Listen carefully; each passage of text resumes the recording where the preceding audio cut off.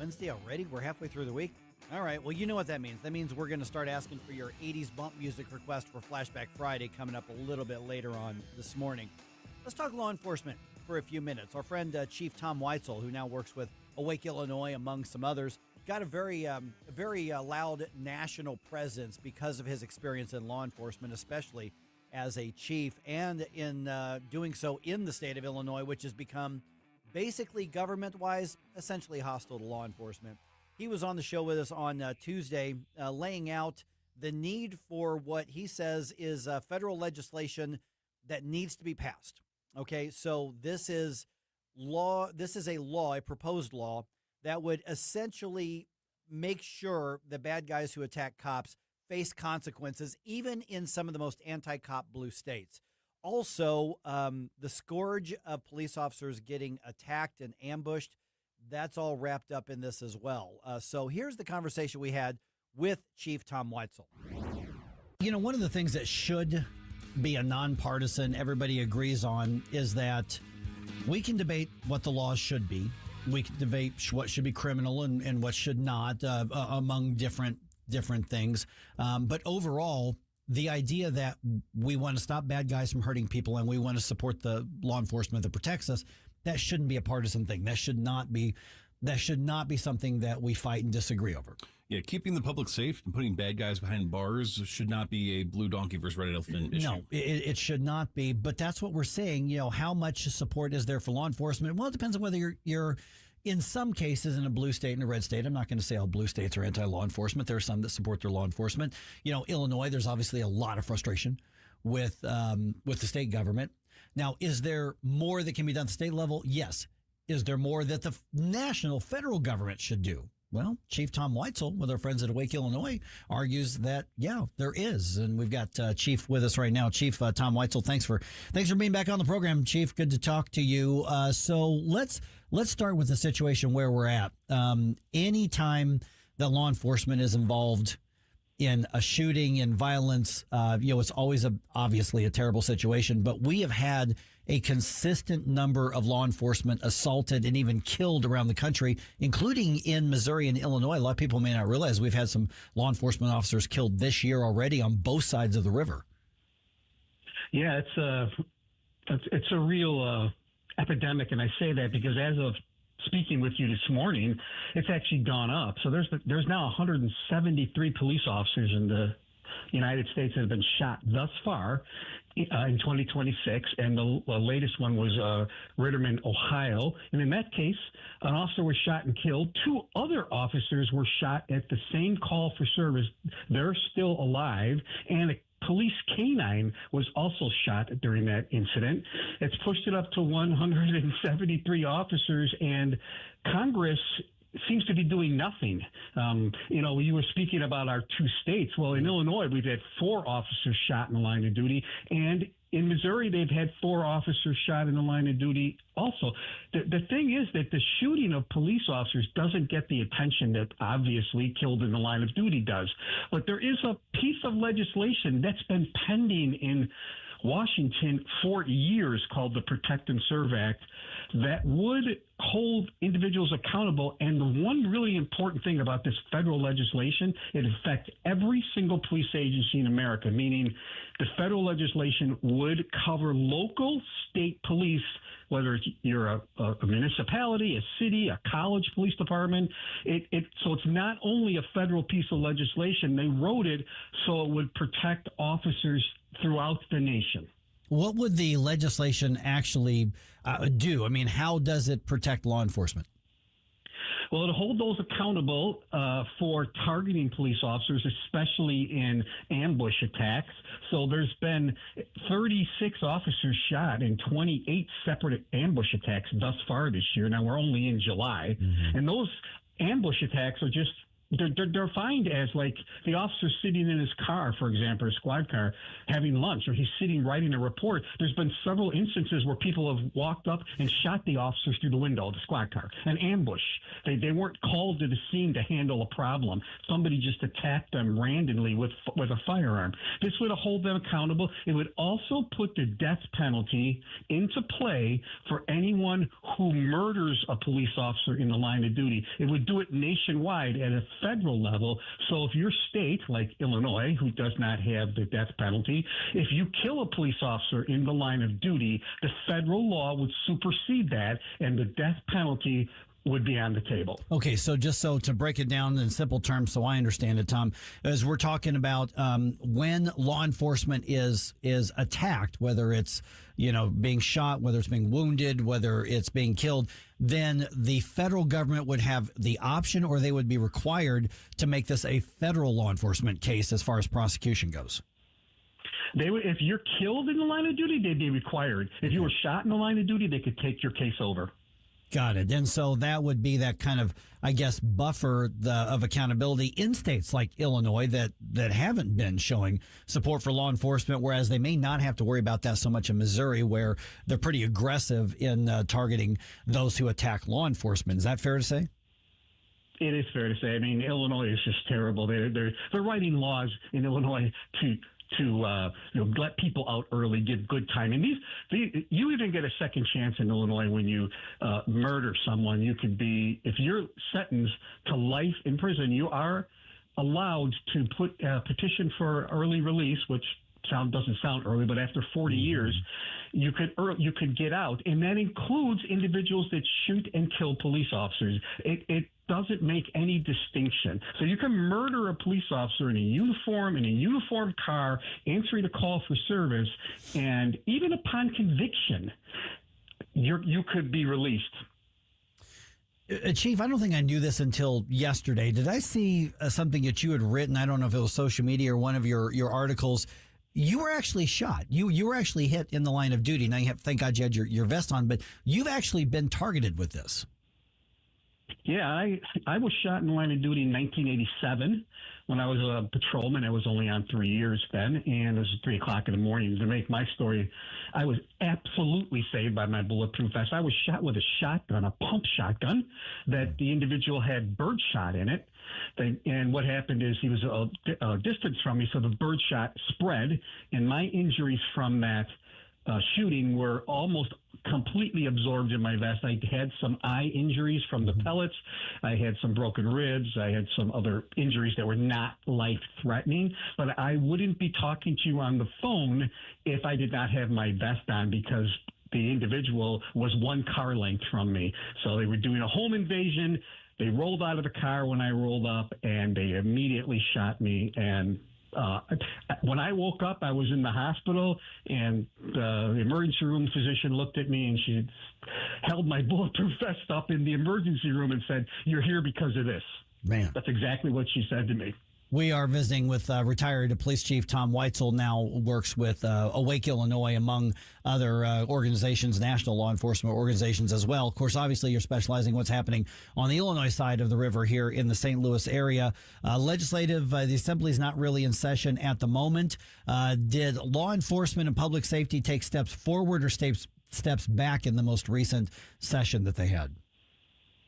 They took steps back, and in some cases just neutral, because what's happening is we need more police leaders speaking out. And a lot of the police chiefs, even nationwide, for example, not just in Illinois, they're a little bit afraid to do that because their politicians tell them stay out of it, especially if they're Democratic politicians. They're like, don't speak out against this, chief. I'm a Democratic mayor or village president or wherever your structure is. And these chiefs aren't pushing back. Now, sheriffs have more, ability to do that because they're elected, right? They can't be threatened with their job. The only one removing sheriffs are the citizens. They won't reelect the person. But we need leadership that stands up and says, this isn't right. I'm not going to stay out of the fray, so to speak. I'm going to speak up that these laws and these legislation, not only that you're passing that prevents us from doing our job. You're taking tools away from us. In Illinois, they want to take away AI. They want to take away license plate readers. They want facial recognition, which has solved thousands of violent crimes in the state of Illinois. They wanted to eliminate, not just reduce, eliminate that tool for law enforcement. How is that used now? I mean, is this a matter of you look through, the suspect list and you process that on a computer? Are we talking about the surveillance that's out in public? Because I mean, I've got some worries about the creepy factor on that too. If that's what they're doing. No, what they're doing is that every single camera is in a public way. The United States Supreme Court has ruled as long as it's in the public way, it's 100% legal. So these are cameras that are on the roadways or they're in public venues. For example, you enter a football game, and as long as it's posted and it's shining, the camera is shining down on the public way entrance, it's legal. Those are the types of facial recognition. And then they're also running that against known databases of convicted criminals. So Illinois keeps mugshots of their convicted criminals, and it'll run those against that. Also, it runs it against markings. And what I mean by that is tattoos. I mean, if you have a huge tattoo on your bicep of a lightning bolt, you can search arrestees with lightning bolts on their bicep. And if you are convicted in Illinois, that would pop up. And then you could match the pictures. And we're talking about individuals wanted for child sexual crimes, for armed robberies, for murders, for shootings. They're not looking for people wanted for theft. Okay, these are violent criminal acts. Now, could this go too far? Because this has got kind of an Orwellian vibe to it, though. Any tool can be misused, right? There's no doubt about that. So what has to happen is law enforcement leaders, chiefs, they have to have really good policies and they have to enforce it. Here's the thing that I was chief for 13 years. I'm telling you, if you misuse a police tool that you're given, not only should you be terminated, there should be a criminal charge that comes with that, and that would stop. So if you misuse license plate readers, or you misuse databases that the police are allowed to use, you're terminated, and should be a crime of official misconduct, and you are charged, and that will end that. And there should be no disagreement on it. If you misuse it, you're fired, and we charge you with a criminal act. Okay, so as we wrap up here, Chief Tom Weitzel, obviously the federal law enforcement bill that you were just talking about still kind of floating out there in Washington, D.C. Is that anywhere near an action point at this point? Or is that something that you want to see more kind of fires lit under the politicians to get it moving? And then the follow-up is going to be in Illinois when they go back into session, when the assembly goes back to Springfield. What is it that's realistic that can get done given the lopsided Democratic, control of both chambers? Well, as far as the legislation in Washington, they need to. I would hope that people would call their elected officials, their federal elected officials, and ask them to either sign on as a co-signer to the Protect and Serve Act and get it pushed through. It needs to be. It has not been called for a vote. So at least call it for a vote. Get it onto the floor. You have to have enough co-signers and get it onto the floor and at least call for an up or down vote. That hasn't even happened. So let's do that to begin with. And locally here in Illinois, when they get back into session, there's a lot of police legislation pending that is taking away from law enforcement, like I told you earlier, these tools. But they're also reducing, the ability for police departments to recruit and retain. Illinois is not very good at being competitive in law enforcement as far as recruiting and retaining officers, like you see a lot of other states will do recruitment programs. I read a story recently that between California and Illinois, they've lost 600 officers to the state of Florida alone. That because of incentives to come and work in law enforcement in Florida. Yeah. So they need an atmosphere that like that state does, that they support police. Well, literally, Governor Ron DeSantis flew to Chicago to make the case for law enforcement to go to Florida, and Florida has one of the lower crime stats in the country as a result of Governor DeSantis' leadership saying, I'm going to find good police officers all around the country who are willing to still be police officers in a state that actually supports them, and then you see the benefits down there. Yeah, for sure. I mean, police officers need to be held accountable. That's not what I'm saying. But why would you not want to go work where not only the citizens are supporting you, but your elected officials are supporting you? All right, 314-912-1019. As always, that's how you get involved in the conversation here. Don't forget, it's Wednesday, so start sending in those bump music requests for 80s bump music for this coming Flashback Friday. Send those over to Jerome, or you know what, put them in the chat box on Rumble, or tweet them at us, or put them in the Facebook comments. We'll find them. I don't know if there's a theme this week. We'll get that from Jerome here in just a little bit on 101.9 and 94.1 News Talk STL.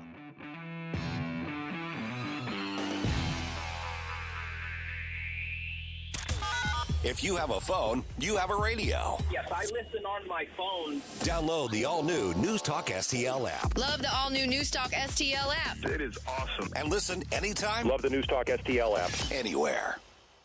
Tony Colombo here for All Solutions Pest Control, the team Christine and I trust to protect our home. We've used multiple services at multiple homes over the years, and I can tell you from all that experience, All Solutions is second to none. If you have a pest problem of any kind, or more importantly, just want to prevent a problem, All Solutions is the team to call. Learn more and take advantage of their incredible $67 introductory offer right now at allsolutionspestcontrol.com. If a pest-free home is your goal, call All Solutions Pest Control.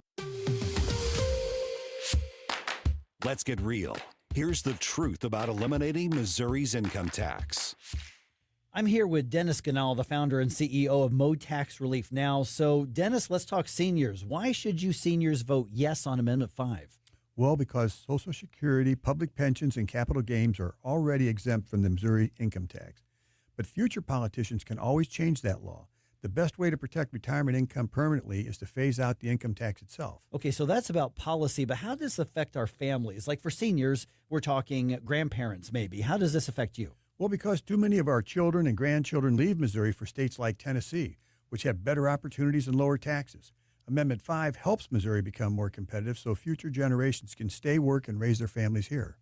Axe the tax. Vote yes on Amendment 5 and keep your money.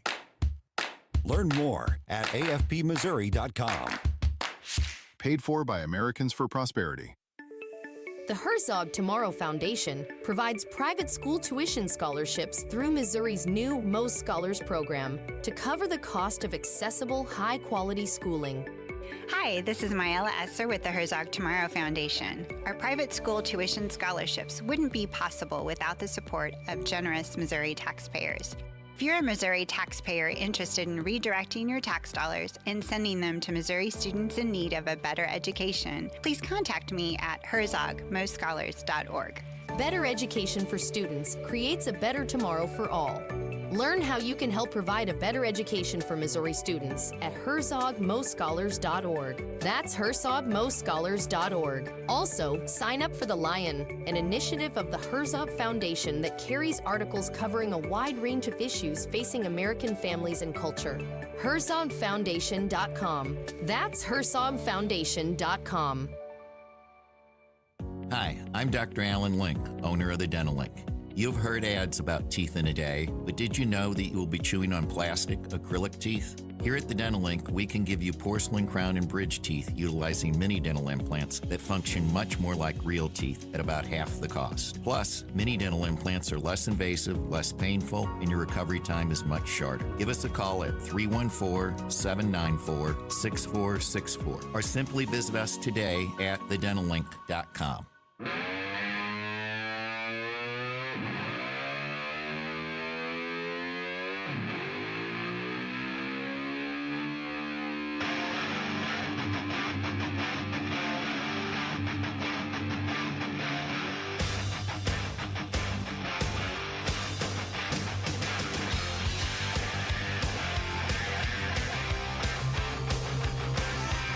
Get up, St. Louis. It's Mike Ferguson in the morning. Okay, the recall drama is not over in Festus. Ooh. Yeah, now it may be close to being over one way or the other, but it's not over just yet. All right, 5:53. No, 5:54. 5:54. I want to be accurate. It just turned 5:54. All right. So I've got some of the details in the news dump here in a little bit, but Basically, a lawsuit was filed to challenge the city's decision to not put the recall election on the ballot, which we expected was going to happen. So now we're getting word that we could get a decision from the judge any day now on this. Now, the judge obviously has two options in this case. One, overrule what the city did and proactively say, you must put this on the ballot. There are enough signatures on this petition. End of story. Or the judge can say, the city attorney is right, or somewhere near that, and the petition itself doesn't qualify under the structures and the complaints that are allowed for recall in the state. That's basically the only two options I think the judge has, from what I understand here. But time is of the essence, and there's money being raised for the legal effort and all that kind of stuff. But the judge, according to some media reports that were published last night and this morning, looks like fairly close to making the decision, which, at some point there's a deadline to certify stuff for the ballot, which is coming up. So we'll see what happens on it. Yeah, it seems pretty cut and dry. It's either we can do this or we can't do this. Right. Precisely. Okay. Also, where in the world is Mitch McConnell? That's a good question. He's in the hospital. Oh. So he's been there for I guess like a week now. Now, we don't know why, but he's had health issues. I mean, from just like freezing up and, if there were a human version of like the rebooting loading circle thing, that would be what's going on with Mitch McConnell. We don't know why, but multiple senators have said, we've talked to him on the phone. Scott Jennings, the conservative pundit on CNN, says, I talked to him on the phone. So he's eager to get back. He's 83, 84, something like that. And he's showing every bit of that, bit of that age. And so he's being treated for something, but we don't really know what it was. We've heard, rumors of all kinds of stuff, which is just kind of silly to pursue. But they did confirm that, he's been in the hospital for like a week now, which happens when you're 80-some years old. Good thing he's not running for re-election, obviously. But he's around. He, got, 6-8 months left on his time in office. We'll see whether he makes it, because the Republicans are pretty narrow margins as it is. So we'll see whether he'll be back, when they return later, another week or so. So, yeah.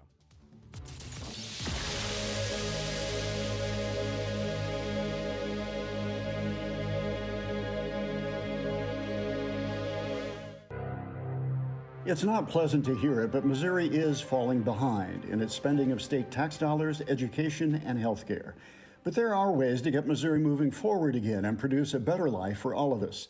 That's why we at the Show Me Institute put together our 2026 Missouri Blueprint, a roadmap on how the state can move to a brighter future. The blueprint covers policy ideas from taxes to government transparency, from education to health care and budget reform. Let's allow students to attend the school of their choice.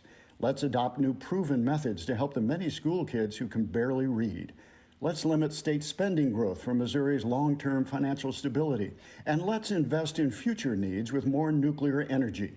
Why not common sense reforms to make things better for all Missourians? Check out our 2026 Missouri Blueprint, moving Missouri forward at showmeinstitute.org. The Show Me Minute has been brought to you by Show Me Institute and Show Me Opportunity. Jamie Allman here, tossing and turning over retirement worries. You're not alone. 3 out of 4 Americans share your concern about having enough saved. But here's the thing. A comfortable retirement isn't out of reach, even if you're planning for 30 or 40 years ahead. Every day, Jeff Portman from the Gemini Wealth Group helps people avoid the critical mistakes that can derail their retirement. Build your path to financial confidence. Visit GeminiWealthGroup.com or call Jeff directly at 314-888-0123. Securities and advisory services offered through LPL Financial, a registered investment advisor. Member FINRA, SIPC. Whatever the season, you always have a great reason to reach out to Hanson's Tree Service at hansonstree.com for all your tree care needs and so much more. Tim Jones here to remind you, Hanson's is your one-stop shop for expert insured tree care, amazing organic mulch, green resource recycling, land clearing, and so much more. Hanson services the entire St. Louis metro, and they also provide their full array of services in and around the Lake of the Ozarks. From tree care to storm cleanup to awesome mulch and more, check out Hanson's at hansonstree.com. That's hansonstree.com. Life's legal challenges deserve experienced representation. For over 15 years, Cole Combs Attorney at Law has been serving St. Charles and surrounding counties with comprehensive legal expertise. From tax preparation and estate planning to family law and criminal defense, Cole delivers personalized solutions for your unique situation. You have traffic tickets, need a business formation, real estate matters, one call will handle it all. Cole O. Combs Attorney at Law. Call 636-949-0010 extension 3 today or visit colecombs-law.com. A Disney cruise is no ordinary vacation. It's an adventure, a fairy tale, a dream. Step aboard and discover where favorite Disney characters meet fun for the whole family, where total rest and relaxation meet the ultimate escape and excitement, where a dream vacation meets a magical cruise. Only on Disney Cruise Line, where magic meets the sea. Magic Expeditions will make planning your Disney cruise easy. Reach out at magicexpeditions.com. KLGY HD3 Clayton, K270BW Bellefonte, KNBS Bowling Green. This is News Talk STL at 1019, 94.1, and always streaming at NewsTalkSTL.com. Breaking news this hour from Town Hall. I'm Rich Thomason. When it comes to the U.S.-Iran ceasefire, President Trump says, as far as he is concerned, I think it's over. The president speaking at the NATO summit. Following an exchange of fire between Iran and the U.S., Iran attacked several tankers in the Strait of Hormuz. The U.S. then responded, hitting Iranian military targets, and then Iran lashed out at Bahrain and Kuwait. The president has harsh words for the Iranian leadership. As far as I'm concerned, it's just a waste of time dealing with them. They're liars. We make a deal. And if I make a deal with him, we have a deal, and he goes out, he talks. We make a deal. Everyone's agreed. No nuclear weapon. We make a deal. They go outside, talk to the press. They say, we never even talked about it. Along with the military action, the U.S. has revoked a license authorizing the sale of Iranian oil, and oil prices are on the rise this morning. More troubling allegations surface against a Democratic U.S. Senate candidate. There are growing calls for Graham Plattner to drop out of the race in Maine. This comes after an ex-girlfriend of Plattner is alleging that he broke into her house almost 5 years ago and sexually assaulted her. The woman coming forward with specific details in interviews with Politico and CNN. New York Senators Democrats Chuck Schumer and Kirsten Gillibrand urging Plattner to leave the race.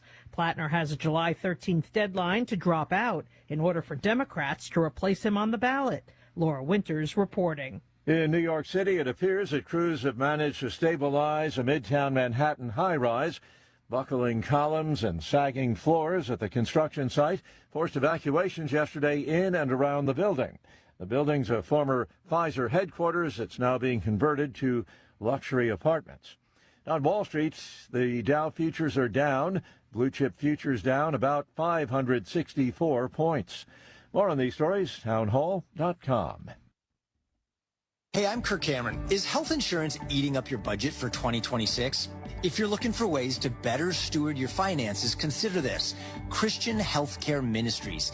It's a health insurance alternative at half the cost. Join CHM today by visiting chministries.org/wellness. While insurance companies tell you when to join, what to pay, and where to go, CHM is different. As a ministry, CHM allows you to share the burden of medical bills with other Christians. You can enroll, switch programs, or leave at any time. Christian Healthcare Ministries. It's a world of difference. CHM has 4 flexible programs. You can pick any certified doctor, surgeon, or hospital that you want for eligible care. So make the switch. Take your paycheck back from health insurance this year. Join CHM today by visiting chministries.org/wellness. That's chministries.org/wellness. From the News Talk STL Weather Center. I'm meteorologist Chance Gotch with your first alert forecast. We've issued a first alert weather day for Thursday afternoon for the potential to see strong storms. That'll begin from 3 p.m. lasting till about midnight. But today, we're going to be looking at some cloud cover, partly sunny skies, a high of 89 degrees, a few isolated chances of some showers and storms as we head towards the afternoon hours, but those are even going to be looking hit or miss. Thursday, a high of 93 degrees as we warm back up. Scattered chances of showers and storms last Friday into the upcoming weekend. From the First Alert 4 Weather Center, I'm meteorologist Chance Gotch. This hour of News Talk STL brought to you by Chris Cooper and Serenity Wealth Management. Business owners, download your free playbook for financial clarity at SerenityWealthBiz.com. That's SerenityWealthBiz.com. Hey, it's Vic Porcelli. We're sitting here with our great friend, Chris Cooper. Hi, Chris. What's going on, Vic? How are you? I hear you wrote another book. This one's an e-book. Is that right? The Business Owner's Playbook for Financial Clarity. So it is a great book for entrepreneurs, a very short guide. Give people, business owners, the ability to understand key questions that are important, such as succession planning, legacy planning, getting the IRS out of our pockets, right? Because do you like paying taxes? I do not. I don't think anybody likes paying taxes, right? That just makes sense. And then always talking about protection. And then the other thing from a business owner perspective, what is the biggest asset a business owner has? Probably their business itself, right? We need to make sure we understand what the value of that business is as well. So this new book, I'm sure, is incredibly expensive, right? How much? No, it's a free resource. Oh, it's free. We provide guidance, we provide education because we want to make sure people feel educated and understanding because sometimes you don't know what questions to ask, and we need to make sure we help arm people with information to ask the right question. Reach out to Chris and Stacy today at SerenityWealthNow.com. Investment advice offered through Fortis Capital Advisors, LLC. On the next, Larry Connors, USA.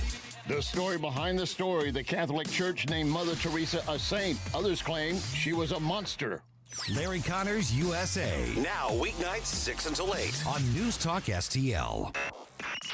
Mike Ferguson. Shut this sucker down. Susie Moore. I disagree on his assessment of the situation. Get up!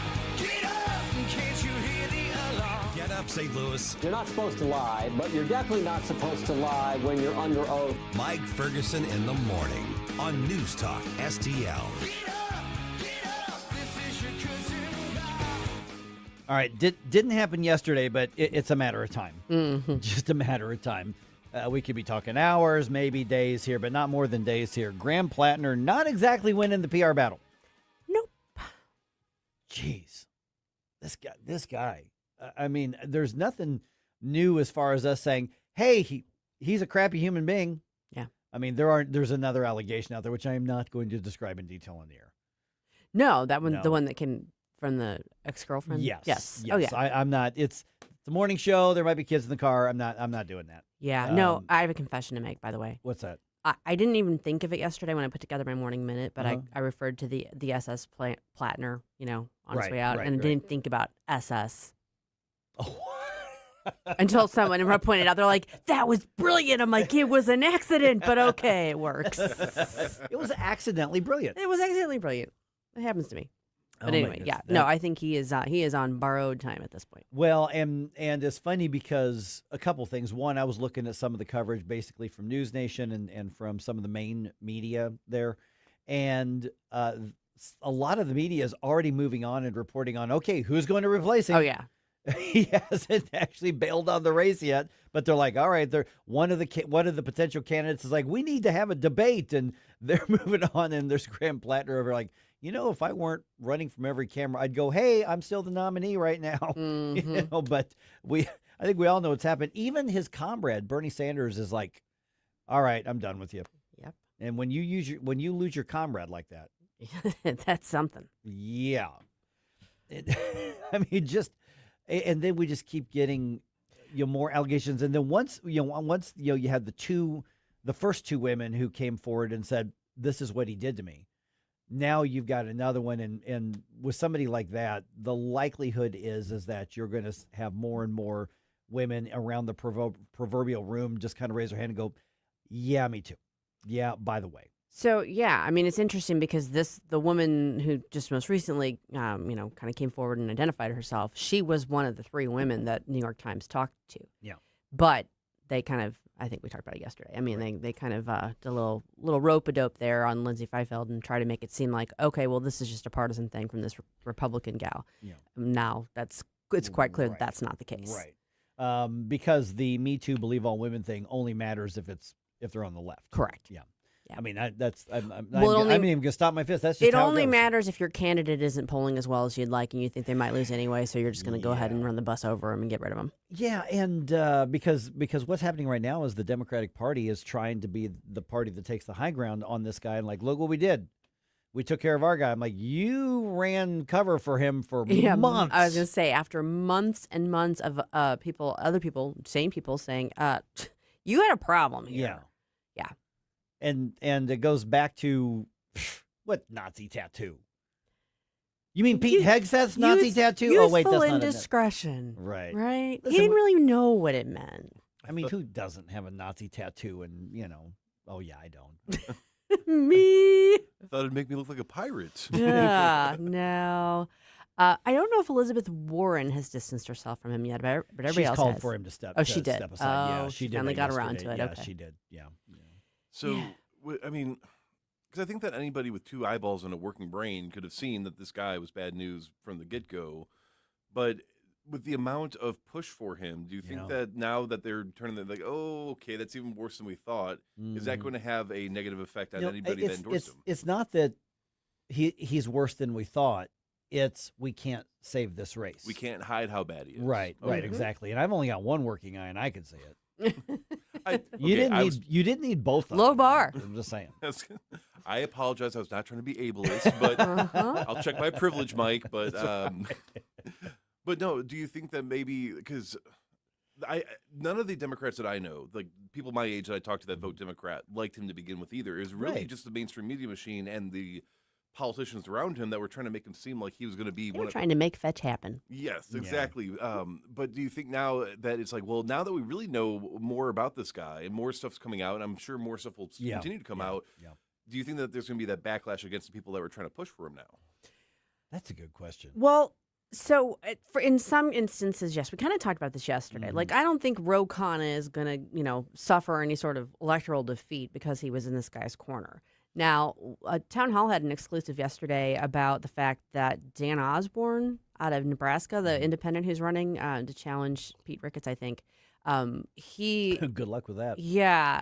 Well, he was apparently one of the people that was, like, big into recruiting Platter. Like, he's been kind of behind the scenes trying to gather, like, so-called independent candidates really who are of the left, but to try and run them in the more moderate districts. And Plattner was one of his babies. And I don't know if that was solely him, but his campaign person is on camera acknowledging that. And so there are people who I think maybe were instrumental in his rise who might actually pay a price for that. For instance, Osborne. But we used to have a lot of vetting of all the candidates, and there's like none. There's nothing now. I mean, at this point, and again, you could argue there's. To some degree, this is on both sides. I mean, obviously, Donald Trump has a pretty sordid past personally and business-wise. His was out there the whole time. Right, yeah, but he never hid from it. There wasn't an issue of vetting. Right, and so,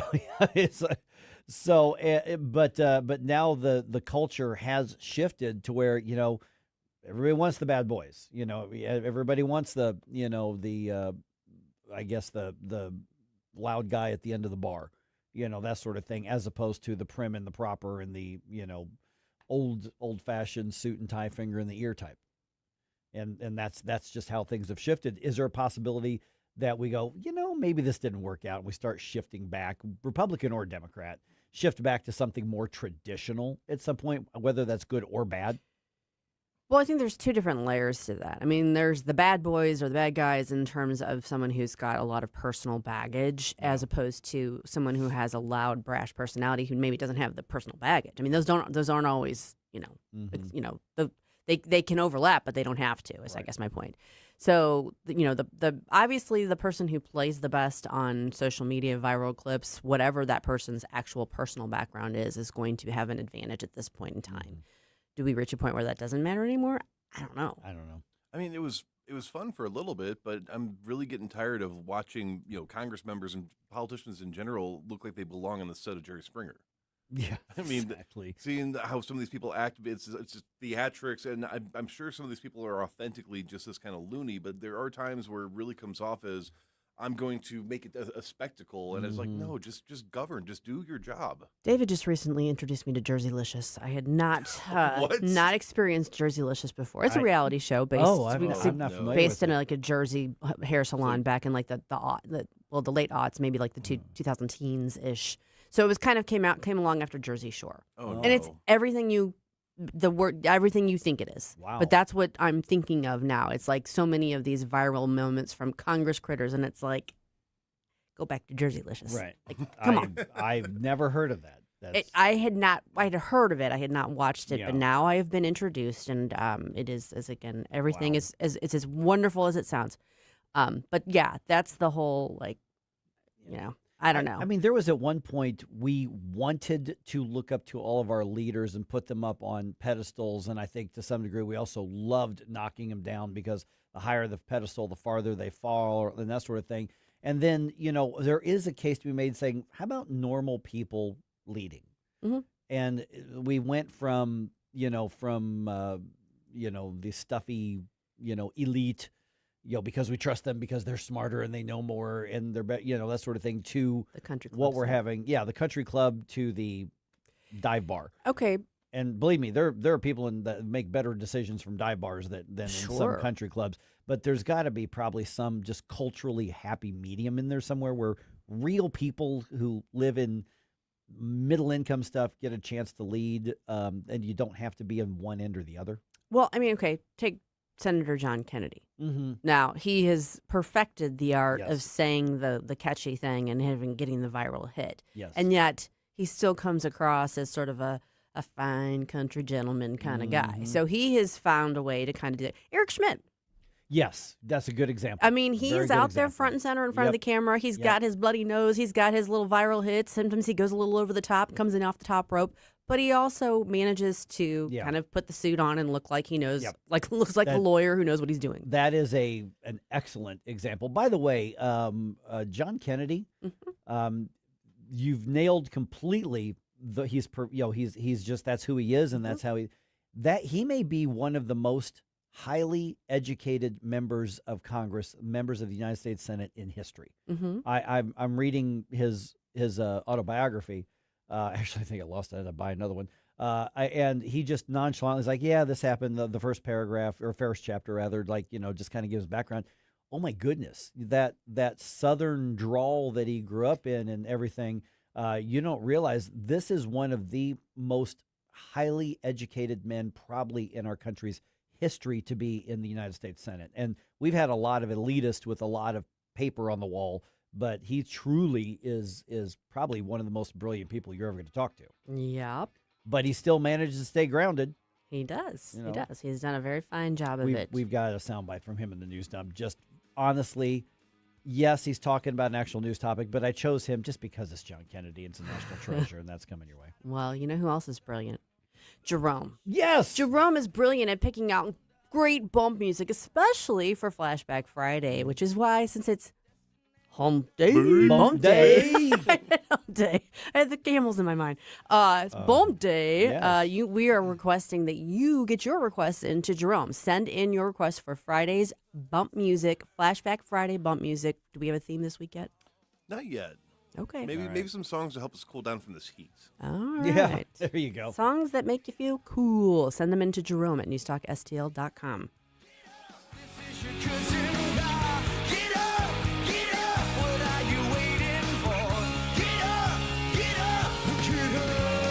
Mike Ferguson in the morning. Our country was founded by geniuses, but it's being run by idiots. On Newstalk STL. You want to give me more information. You want to take the place of what I trust. All right, you all have heard me talk about Window World before. They are one of only 2 replacement windows with the Good Housekeeping seal of approval, and they're ranked number 1 in the country for a number of windows sold by Qualified Remodeler magazine. They've been doing this for over 20 years. They've been helping to improve the look and energy efficiency of more than 80,000 homes right here in St. Louis. And the St. Louis location has been owned, operated, and managed by born and raised St. Louisans for more than 23 years.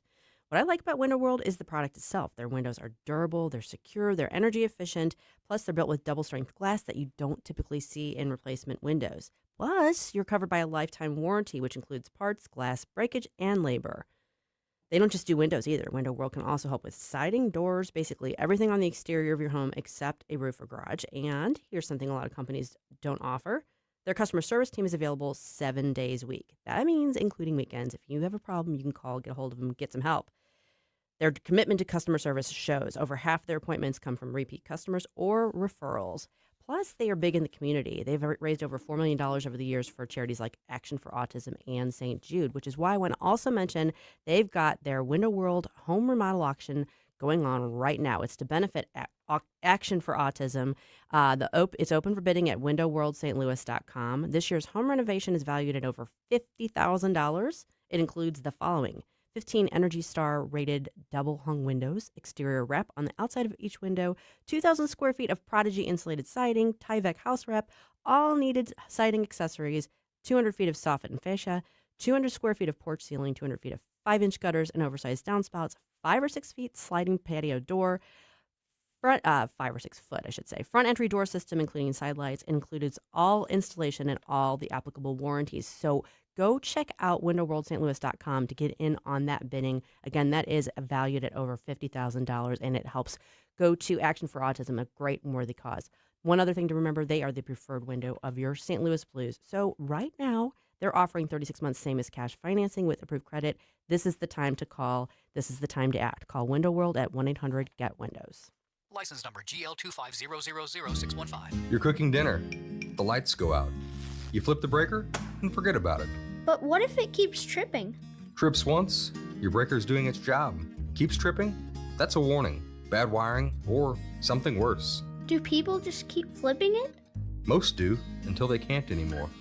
Call Grasser. We'll stop the trip. Green is always Grasser at GrasserHomeservices.com. Newstalk STL is proud to have Doug Voss of Safe Money Radio as part of our lineup each week. Doug has been a staple on the St. Louis radio airways for many years as one of the leading financial experts in the area. You can now hear Doug and Safe Money Radio 2 times every weekend on Newstalk STL. But in case you miss anything, you can check it all out at DougVossSafeMoneyRadio.com. You could also reach Doug at 844-676-SAFE. That's 844-676-7233. Doug Voss is a registered representative. Securities offered through DHL Securities, LLLP, member FINRA and SIPC. To everyone who serves and sacrifices, this one's for you. Heroes Care is giving away 1,000 suits to our heroes. Active duty, retired, guard, or reserve, military, police, fire, or EMS, just show up with your ID and a suit is yours. That's Saturday, July 18th, 9 a.m. to 2 p.m. at the Heroes Care store in Gravois Village Center, Jefferson County. For those who sacrifice every day, we simply want to say thank you. Details at heroescare.org. Heroes Care, honoring those who serve. This hour of Mike Ferguson in the Morning is brought to you by Stifel. Request a portfolio review from your Stifel financial advisor at stifel.com. That's STIFEL.com.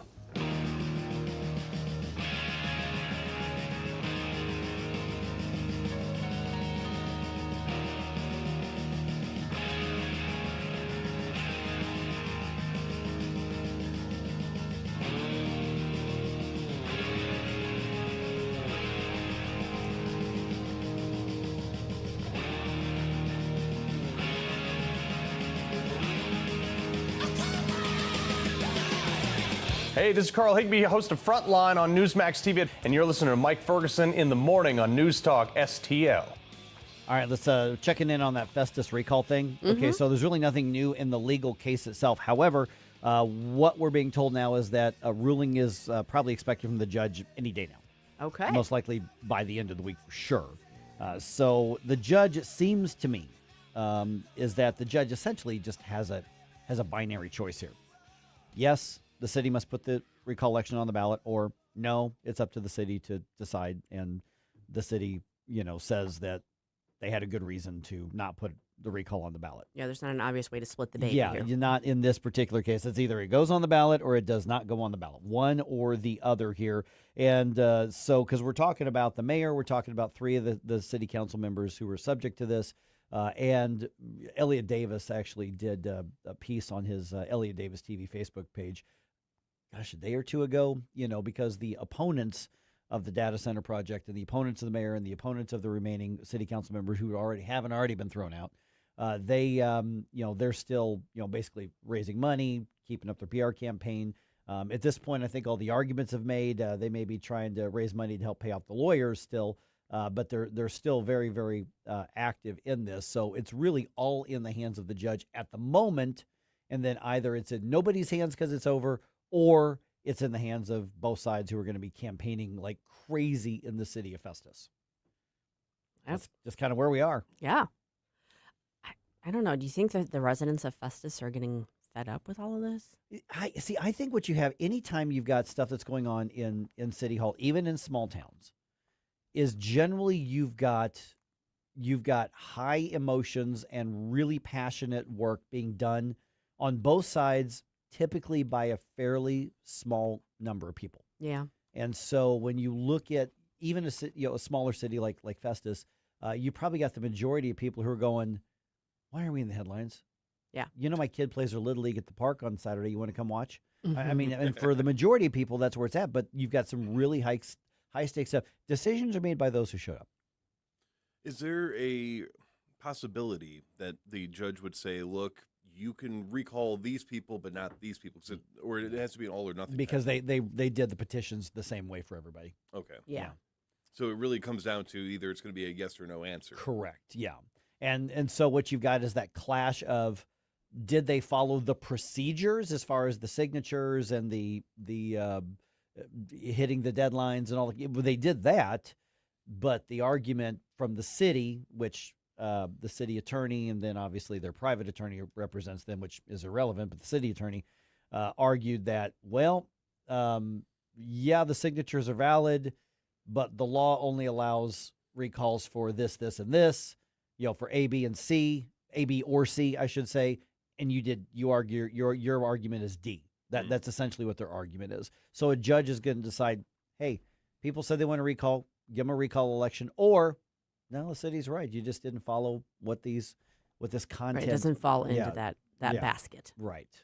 And I don't know what the judge is going to rule. I mean, I have no idea. I mean, I think you could probably make an argument, both ways to some degree, which has already been done, but I'm not even going to try to do the pundit thing and well, here's what I think is going to happen. I have no idea. That's smart. You lessen your L's on stuff like that. It's true. I'll take some bets. Yeah, really. What's Polymarket say? Yeah. I'm sure it's on there. Does Polymarket do local stuff? I think it does pretty much everything besides death now. You can't bet on if somebody's going to die or not. Okay. But you can still do that in Vegas, though. Oh, yeah. You could totally do that. I might actually, during the break, look that up, actually. Because I think that if I can't remember what the paper was, but you did say, it did say, here are the things legally or illegally that can be done to get you a proper recall measure going. And if for some reason the judge says, well, the signatures are valid, the petition's not valid, but because you have the signatures, let's just go with it, does that not then send a precedent? Or are they going to have to then change? It would. It would. Okay. Yeah, it would. Rightly or wrongly, it would. And it's not even so much that it's illegal. It's like, this is what's allowed. This is the proactive, green light. This is the green light. This is a green light. You just didn't go through the green light, essentially. So it's not like, I don't think the law says you can't do it for this, this, and this. It just says if you're going to do it, it's got to be for one of these reasons. And the city attorney is arguing that, and the city council is arguing that, well, you didn't do it for one of these reasons. Therefore, it's invalid. I guess the preponderance of proving that it's valid would be on the petition supporters, on the petitioners. They bear the burden. That's of doing what. that. Yeah, yes. That's the legal stuff I was looking for. There. Yeah. So this week we could see, and I'm sure we'll be talking about it again. Hey, by the way, quick note: St. Charles County. So we'll go from Jeffco to St. Charles County. The elections office there, Kurt Barr, director of elections, they put out a voter guide. Oh, okay. Yeah, this is interesting. So sccmo.org, which is the county website. If you go sccmo.org/voter guide, you can get a preview of every candidate and every ballot issue that's on the August election. Great. And so every single candidate was sent basically a form saying, if you want to be included on this, here's the deadline, and you can write whatever you want. Okay. Essentially about yourself, right, about your platform. Their own bio. Okay. Right. And then they just copied and pasted. And so some candidates, it looks like, didn't respond, but a lot of them did. So if you want to do that, it doesn't do any scores or weighing or anything like that. It just says, here's what they told us. Yeah. So if you want to check that out, Kurt Barr gave me the heads up on that, sccmo.org. So if you want to see that, it's right there, and it's free. It's been published. Okay, another quick thing here. You know what? We'll get into this more at 7:20 because we don't have time at the moment. Channel 2 ran this story that really kind of surprised me regarding homelessness in the St. Louis metro area. Specifically, apparently one of the biggest areas that's seen a spike in homelessness is St. Charles County. Is the St. Charles area, which caught me off guard. Mm-hmm. You know, I mean, I'm in St. Charles and St. Charles County constantly. You live in St. Charles County, Susie. Every day, and maybe I'm just because I'm not in the areas where this is happening. I see it all the time in the city. Yeah. You know, I've seen it all the time in North City. I see it all the time in South City, and I see it in the Metro East. But I didn't know that. But apparently the numbers are fairly staggering. So there's a push for what's government going to do about it, which may not be the right solution. Well, yeah. Yeah, it'd be interesting to know if that's an uptick in people like losing their homes that already were from the St. Charles area, or people kind of migrating that way because it's the way the story reads on Channel 2, and they have the story. It's the former, okay, which has a lot to do with it. Apparently, it doesn't sound like there's a lot of migration, although I'm sure there's some there. But that's one of the things that they cited. Yeah, so the story is on Channel 2. Their website, but I thought it was interesting. So 720, let's kind of dig into that. There's my questions. What are you seeing? And then I'll tell you what some of the activists are basically saying. Well, the local government doesn't do this and doesn't do this, and they really ought to spend money on this and this. And I'm not sure that those are the best solutions. They might actually make the problem worse. I have thoughts. 720, I want to hear them. Okay. Yeah. Now, for those that did not know, we are turning 5 in this many, one hand's worth coming up here in as long as the 4th of July wasn't bad to you. That's right. Yes. Yeah. Good point. Okay. So for those of us that were responsible on 4th of July. Hey, y'all watch this. Hold my White Claw. So we are celebrating being 5 years of live and local conservative talk. News Talk STL officially went on the air on July 19th, 2021, and to celebrate, we are going to give you the gifts every weekday in July. Every winner will receive a limited edition America 250 News Talk STL t-shirt. All you have to do is go to newstalkstl.com to enter. No crazy games to play this time. No listening for sounds. No getting up at odd hours of the day for the secret code. Just go to newstalkstl.com and submit your information, and we will email you if you're a winner. It's really just that simple, because we want to thank you all for making News Talk STL the #1 source for live and local conservative talk in just 5 short years. Go to newstalkstl.com to register anytime.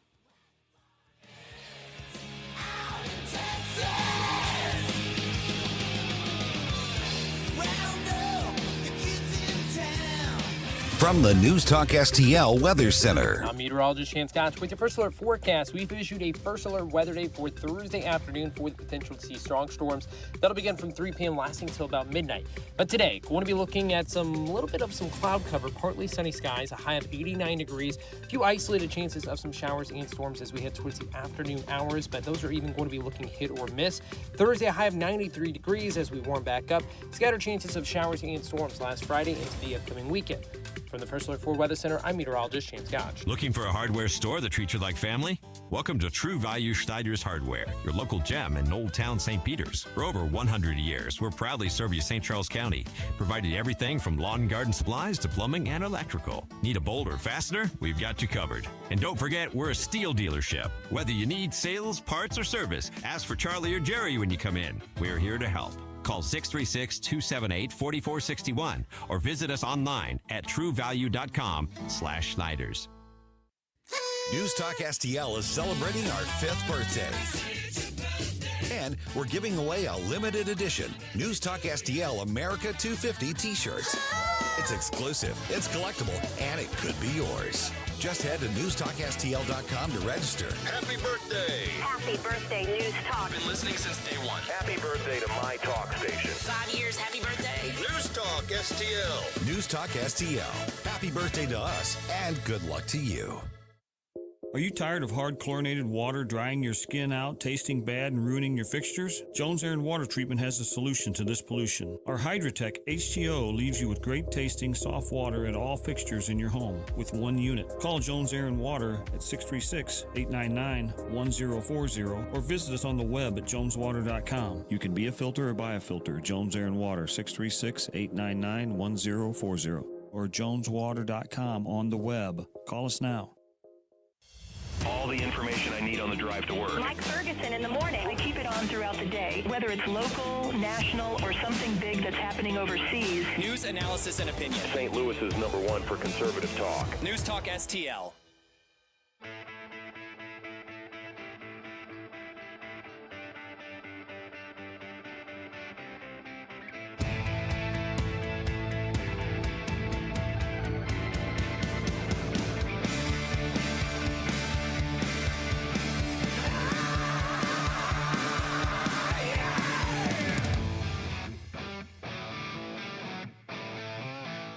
Hey, Chris Arps from the Tim Jones and Chris Arps Show. Make sure that you're listening to our show this afternoon from 4 to 6. Now back to the Mike Ferguson in the Morning Show. Here's a tidbit nobody will care about. I high-fived the singer once. Okay. Yeah. Wow. John Corabi. Very cool. Tell us more. Nobody cares. No, he was before This Is the Dead Daisies, which I don't think he's with him anymore. Their music was better with John Corabi, I'll tell you that. But he was, for one album, he went and he was a singer for Motley Crue. Mm-hmm. And before that, he was with a band called The Scream. And I saw The Scream at the Blue Note in Columbia. I've been there. Yeah. They opened up for the Bullet Boys in like 92 or something like that, 91 or 92 or something like that. Basically, after hair metal had been thrown out for grunge for a little bit, and all of a sudden these guys went from stadiums to like little bars. Sure. And he was singing, and I was down in the front, and he just started high-fiving everybody. And so there's my John Corabi story. Coincidentally, I've also high-fived the singer of this band. No kidding. Because when they first announced that they were doing this big release tour type thing, they were going to guitar centers around the nation. They were trying to do this, like partnering with musicians to come out and play these shows at different guitar centers. And I happened to be working there, so I got a free show. And they were all right there in the middle of like the guitar floor center. Mm-hmm. And they were going around. They were like high-fiving people, getting everybody ramped up. This was in the John Corabi era. Yeah, we had a free poster. I don't have the poster anymore. So Mark Mendoza would have been the bass player there. And then, let's see here, was it Doug Aldrich? Was it Doug Aldrich or Joel Hoekstra? I don't remember. Oh, man. I just know that I got to high-five the guy, too. I know none of these people It was kind of this band. Well, it was kind of a them. super group from a lot of the 80s hair metal and hard metal guys. Yeah, not my jam. No. You were dancing, though. Well, that's okay. I mean, I can still dance to music. I'm just saying, I feel like the odd man out. I have not high-fived Mr. Corabi. To be fair, I did start out by saying nobody cares about this story. Fair. Well, now it seems like Susie cares a little bit. Right. No. Okay, quick heads up here. Keep an eye on the gas prices. Yeah. Yeah, keep an eye on this here. Maybe, maybe think about topping off your gas from time to time as opposed to waiting for it to get down to a quarter tank or an eighth of a tank or something like that, which is what I think a lot of us do. Mm-hmm. So with what's going on in the Middle East, it's back to being unstable. A lot of stuff went boom yesterday. Mm-hmm. A lot of stuff went boom. And crude oil prices went up like 6% overnight. And so some oil deals are off the table now. I will be fueling up once I leave the station. Yeah. So I don't know that we're going to get some giant spike and it's going to go back to where it was before. But this may be one of those where kind of slow and steady over the next week or two, just until we see what happens, might be the way to go. Yeah. Yeah. But I would expect gas prices the next probably week or so maybe start inching up a little bit just because, we're back to, is stuff going to go crazy again in the Middle East? The ceasefire and the end of the war did not hold. Let's put it that way. President Trump has said, end of the war, ceasefire talks are off the table right now. Mm-hmm. I'm still a little disappointed we didn't get a bombing show for the 4th. Yeah. So we got it. We got it a couple days after. I guess like 80 targets were hit. I mean, it was like a lot that was hit. Wow. It was. Yeah. It was indeed. But the bottom line, what's it mean to you? Keep an eye on gas prices. Like I just filled up yesterday, but I did a lot of driving yesterday, so I used up a quarter of a tank of gas. So by the end of the day, I may just top it off myself, and just do that every few days. But maybe that's right for you, maybe not. But we'll see what happens here. All right, let's see here. Of course, that and many other things are being covered at RedState.com. It's true. A lot of other stuff going on. So if you want to check that out, I always keep RedState up on my browser tab here, like literally 24/7. Smart. He's a smart man. I'm well informed, and that's why. RedState.com. So, Susie, give us some pointers. Where should we go today? This is the Red State Rundown. Well, I was thinking earlier that maybe Mike had supervision and was actually looking at my laptop screen while he was talking about that. Because first and foremost, from Rusty Weiss, they're scum. Furious Trump explodes, declares Iran ceasefire over. Yep. He's, of course, at the NATO summit over in Turkey while all this is going on. And so that was what he had to say today from the stage. He's not happy, and he's saying ceasefire's over. So definitely want to check that out. We have a soundbite from the president in the news up here in a little bit. Yes. This is kind of related. Interesting VIP post from Ward Clark yesterday called Tehran Protest Backlash. Is it time now to revoke this U.S. influencer's passport? This is in regard to one Jackson Hinkle, who was over in Iran saying, like, death to America and all kinds of nice stuff, like a couple days ago, maybe on the 4th of July, that sort of thing. Oh, okay. So there is a provision that allows the State Department to revoke someone's passport, and the question is, maybe this is the sort of situation that calls for that. Could they revoke it while he's out of the country? They could. So he could get to the airport and like, back on the plane. You love them so much, why don't you stay there? Yeah. So it's an interesting look at that. And then from yours truly, dueling decisions. DHS stuck between opposing district court orders. We've got the district court in D.C. who 2 weeks ago said you can't continue on with this SAVE system that has to, checks things through Social Security numbers and stuff that has to do with mail-in balloting. There's a judge in Florida that said, oh, well, now, wait a second. We already had a settlement in place that said you have to have that system in place. So now you've got dueling district courts with exact opposite, and DHS, if they comply with one order, they're violating the other one. So it's an interesting little pickle that we have here, and I wrote that up. Okay, redstate.com there, everybody. Let's see here. What else we got? Oh, this is a crazy story out of the city. It's like the Looney Tunes cartoons, where somebody walks in and all of a sudden there's nothing underneath them, and then like the coconut sounds happen and their legs are going and they drop. So apparently that happened for real in the city, except somebody actually got hurt. This is one of my nightmares. Yeah, not bad, but they got hurt. This is one of my nightmares. After living in Chicago for several years and then working downtown in St. Louis for years, my nightmare was always, I'm going to be the one that steps on the grate that, falls through, or the manhole cover that falls through. I'm going to be that person. So what happened is a woman, and this was on the 4th. This happened on the 4th. She was walking on North City. Now, she says on the sidewalk, and I guess there are manholes on sidewalks. Oh, yeah, there absolutely are. But there wasn't a manhole over the... Oh, the cover wasn't there. The cover wasn't there, and she literally walked right in and just down she went. And she said she was... this happened right on Montgomery and North Grand. Okay. So that's going to be not really downtown. It's going to be just barely north of downtown.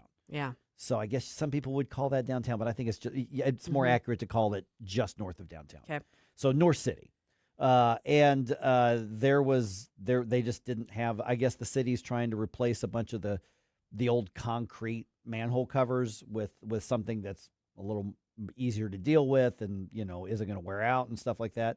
And the city's like, hey, not our fault. Don't walk in the big holes in the ground. Was it roped off in any way? Was there any warning put up? Apparently not, and the street lights were out. Good luck with that, city. Yeah. Hey, guess what? This falls under the exception for sovereign immunity. You're getting sued. Yeah. So there's some cell phone footage out there of like somebody running and pulling her out of the manhole there. And she went to the hospital. It just says minor injuries. That's good, because you could get seriously hurt with something like that. Yeah. I don't know how far she fell down. It's the first time in 5 years that this has happened in the city. And so it's an MSD, Missouri, the sewer and water district. Metropolitan Sewer District. Yeah. And the covers were deteriorating, so they're working to switch from concrete to cast iron, and they didn't have either one on there. There's absolutely no reason that it shouldn't have been blocked off, with warning cones. Absolutely. No, they're getting the pantsuit off of them. Sorry. Well, okay, so there was it's not like she walked onto the manhole cover and then it collapsed in. It was it just wasn't a hole there. in the ground? It was a hole in the ground. There was no manhole cover. At least the way that Channel 4's story is describing it, there was no manhole cover. I think it's a cyclist's fault. Listen, I'm always up for blaming some of those cyclists for anything. So I also want to be clear about something. She might be, if this were to go to trial, she might be responsible for some percentage of the fault. It's what they call comparative fault, because you also have to be responsible for watching where you're going. But particularly when the lighting isn't good, and something is a hazard and isn't properly marked, no. Now it says I would not want to be defending the city on that. Yeah, the comparison thing. No, you wouldn't be defending. You'd be okay. Let's come to an agreement. Let's make a deal. Let's settle. Mm-hmm. But I guess she was either walking to or from a bar, and I don't know if that's going to matter or anything, because frankly, if you're going to or from a bar, what you should be doing is walking and not driving, and that's kind of what the sidewalks are there for, to hold you up. But holes, and I'm not trying to blame her for what she went through, but like, even when it's dark outside, it's not like you don't see a big sudden gape in the ground when you're walking. I mean, unless you're just that belligerently drunk. But like, why would you not? If it's that dark, then it's hard to see. Why would you not use like your phone's flashlight or something? Well, and by the way, the city disputes. They say we didn't have any reports of streetlights being out, and she's saying no, the streetlights are out down there. That's what I'm saying. She might have some. So we have comparative fault in Missouri. So a jury could look at it and say, well, she's 40% at fault for this. Bottom line is the city's going to be paying for this. Well, now here's the interesting thing. I'm looking at Channel 4 story here. And the woman's name is Jamie Hassan. And let me just read one short paragraph. Hassan fears somebody else could fall into the hole. First Alert 4 reached out to the city of St. Louis, and a spokesperson for the city water division told First Alert 4 that these manholes, known as meter pits, are the responsibility of the property owner. That doesn't make any sense to me. If it's on the sidewalk? Yeah. If it's on the sidewalk, it's the city's. That's what I would think. And how is the manhole for a water sewer district, any utility, going to be the responsibility of the property owner? That just seems disingenuous to me. Yeah, I mean yeah, I don't know. There must be more to that story, but bottom line is, somebody else is going to be paying. Yeah, this woman there were money. there were some of the blue markings, I guess, spray painted around it, but that's at night. That doesn't do you any No, good. That does not. That does not. All right, is that recall election going to happen in Festus or not? We've got that update in the news dump coming up at 6:50.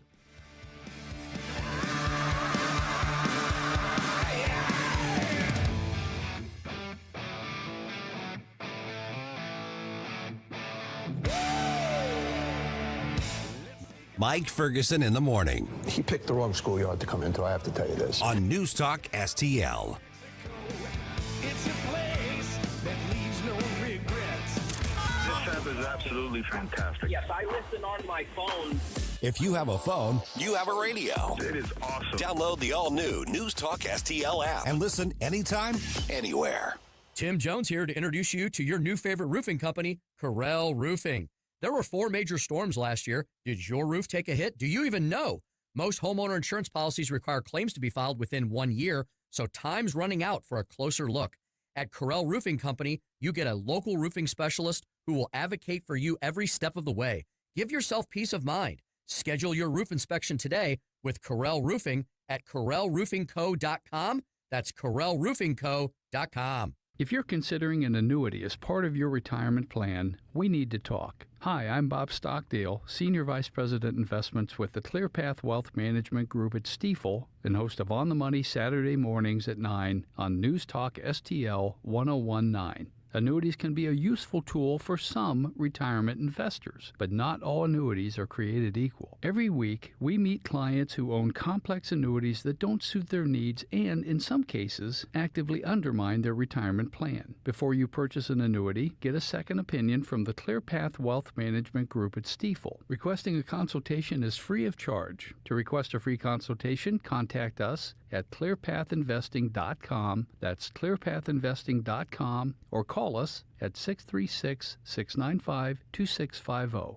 That's clearpathinvesting.com or 636-695-2650. Stifel Nicholas and Company Incorporated, member NYSE and SIPC. Yo, this is Vic. Vic for Vets is proudly honoring our veterans. Every Wednesday at 11:05, you'll hear about that day's honoree and their incredible service to our country. Hi, it's Ken. You want to nominate a veteran? Send their name, service information, and story to me, Ken, at NewsTalkSTL.com. Brought to you by Heroes Care, Alamo Military Collectibles, Gemini Wealth Group, Michael's Funeral Home, and Freddie's Market. Together, let's celebrate the heroes in our community, Vic for Vets, where honor meets gratitude. This hour of Mike Ferguson in the morning is brought to you by Stifel. Request a portfolio review from your Stifel financial advisor at stifel.com. That's STIFEL.com.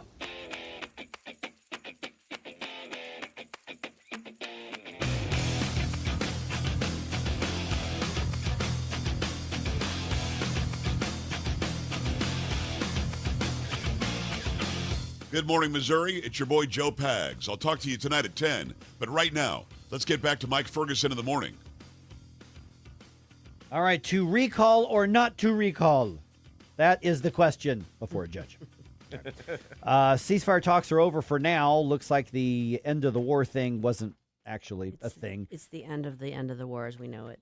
Call me shocked. And Okay, shocked. That was a good REM reference you just snuck in there. Yeah. All right, and the Cardinals are not in prime form at the moment. All right, 6:49. Let's go ahead and do a news dump here. The morning news dump brought to you by the Nutrition Stop. Wake up, America. It all worked out. You know, I mean, they got all the news. The morning news dump. I mean, I'll get to the details here in a minute. I'm not saying that I'm going to win the bet with Scooter. I'm just saying I'm now closer to winning the bet with Scooter. We're just here to cheer you up all the way around. I know, precisely. And one of us is giving $100 to the food bank. It's true. Based on whether or not the Cardinals are going to finish in last place or not. But they're closer to that at this point. All right. We are likely going to know soon whether Festus will have that recall election after all.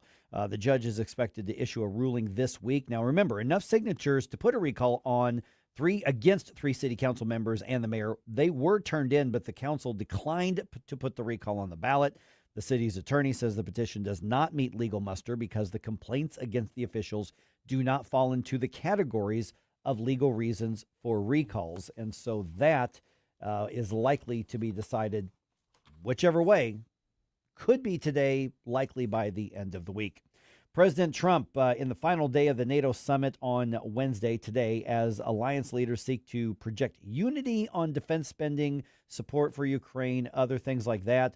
This comes as U.S. Central Command announced on Tuesday that American forces launched what they call powerful strikes against Iran in response to attacks on 3 commercial vessels in the Strait of Hormuz.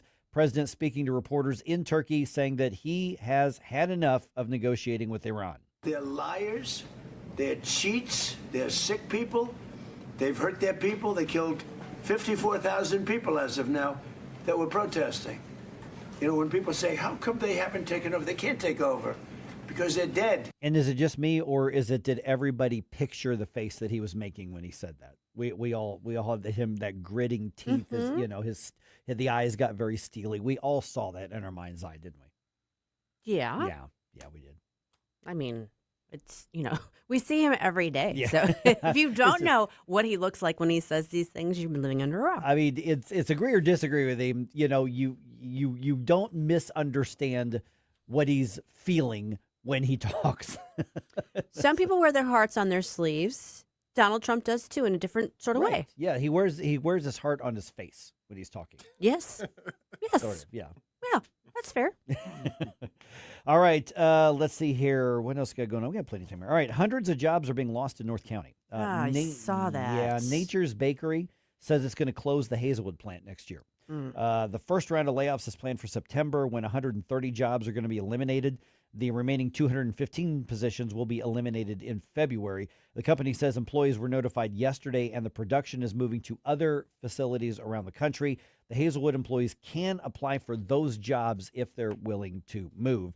And the Nature's Bakery, I mean, they kind of specialize in like the non-GMO natural stuff. They're like fig bars are very popular. Those are pretty tasty, actually. Mm-hmm. I've had those a bunch. So, but the whole plant is just being taken out of North County. Yeah, I heard a rumor they're going someplace where there's no income tax.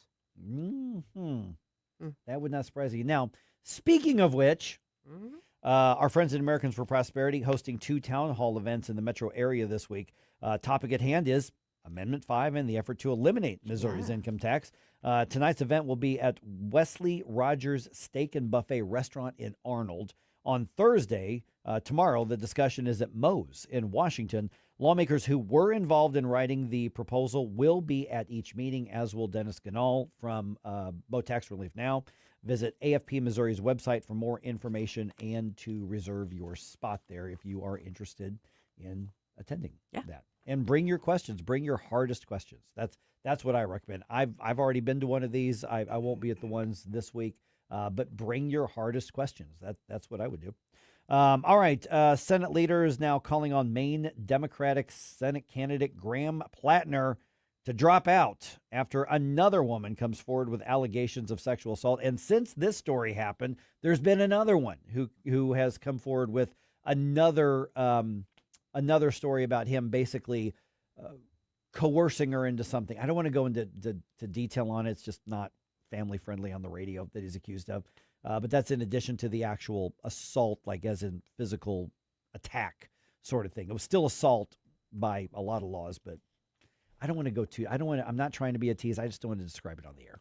Yeah, Graham Plattner is also quite a scary-looking dude, and from what I understand, he can be quite abrasive in his behavior. So I don't blame them for not coming forward sooner, but at the same time, the sooner that people come forward when this stuff happens to them, the sooner we can take care of it, so to speak. Yeah, and this all, of course, comes after scandals like the Nazi tattoo on his chest, which he's since covered up, and the sexually explicit messages sent to women who are not his wife. So on Hannity last night on Fox, Senator John Kennedy says nothing gets in the way of incumbent Senator Susan Collins. There's a reason that she's been a United States Senator from Maine since God was a baby. The people like her. They respect her toughness. I just put that story in so I could put that soundbite from John Kennedy. I'm not going to lie. Are you As we were saying earlier. Are you a John Kennedy fan? So what I'm picking up on? Yes, absolutely. And then you've got Democratic, the wannabe candidates who are already lining up to say, all right, pick me, let's have a debate. Let's, they're lobbying for that. Nobody expects Graham Plattner to still be the nominee by the end of the week. Just saying here. Okay, do a little math and protect your dog. All right. According to the American Kennel Club and the Pet Health Network, the formula is this. Take the temperature and then also take the humidity. If that number adds up to 150 or more, it's probably too hot for your dog to be outside. Okay. So you have, let's say, 85 degrees and the humidity is at 80%. You're at 165. Don't do it. That's what they're saying. Okay. So other advice includes checking sidewalks before you take your dog on a walk. Basically, put your hand on the concrete or the asphalt. If it's too hot for you to keep your hand on it for more than a couple seconds, it's too hot for their paws. Yeah, I have that battle with my dog all the time because she doesn't care. She let me out. Let me out. I'm like trying to walk her in the shade and she's like, no, doesn't work. But that's what they're suggesting. Try to protect her from herself. Well, yeah, because, some dogs are really smart animals. Others are Daisy. I wasn't going to say it, but I've heard the stories. She's very sweet. And? Not necessarily that smart. All right, the Cardinals continue to lose ground in the National League Central. They lost both games of yesterday's doubleheader to the Brewers. In the first game, they lost 10-2. Final score of the second game was 4-3. That is 4 losses in a row now. Tonight's game starts at 6:45. Michael McGreevy gets the start for this one. Redbirds are now 10.5 games back in the division. They are in third place and falling. So they're now 3.5 games behind the Cubs, who are in second place, and then obviously 10.5 back from the Brewers, who are in first place. The Cardinals need the All-Star break coming up this weekend. They really, really, really need to reset here. And the Blues announced their 2026 preseason schedule. There is a 4-game preseason schedule, and that's going to consist of 2 home and away series with the Stars and with the Blackhawks. The first preseason game is going to be at Enterprise Center. It's going to be on September 19th. The Dallas Stars are going to be in town, and then they're a few days later going to be in Dallas to play the preseason. And then it's a home and away with the Blackhawks, Enterprise, and then obviously up in Chicago. But that's it for the preseason. So not much of a preseason. It's not like baseball where you play dozens of games and all that sort of thing. So kind of weird that we're like already talking about hockey season, man. I'm excited. Yeah, I like me some hockey. Love to see it.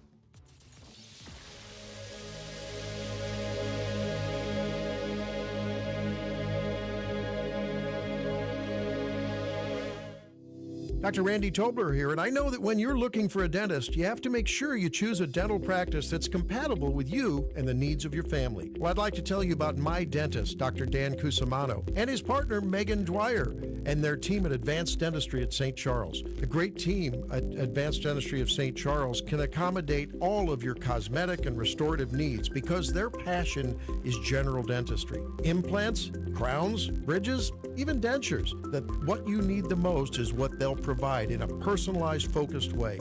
And they can provide therapeutic and cosmetic options like Botox and dermal fillers. Get to know them and all they have to offer by calling 636-978-0226 or visit them on the web at advanceddentistrynow.com. That's Dr. Daniel Cusimano and Dr. Megan Dwyer at Advanced Dentistry of St. Charles. That's Advanced Dentistry now, 636-978-0226. Or visit them on the web at advanceddentistrynow.com.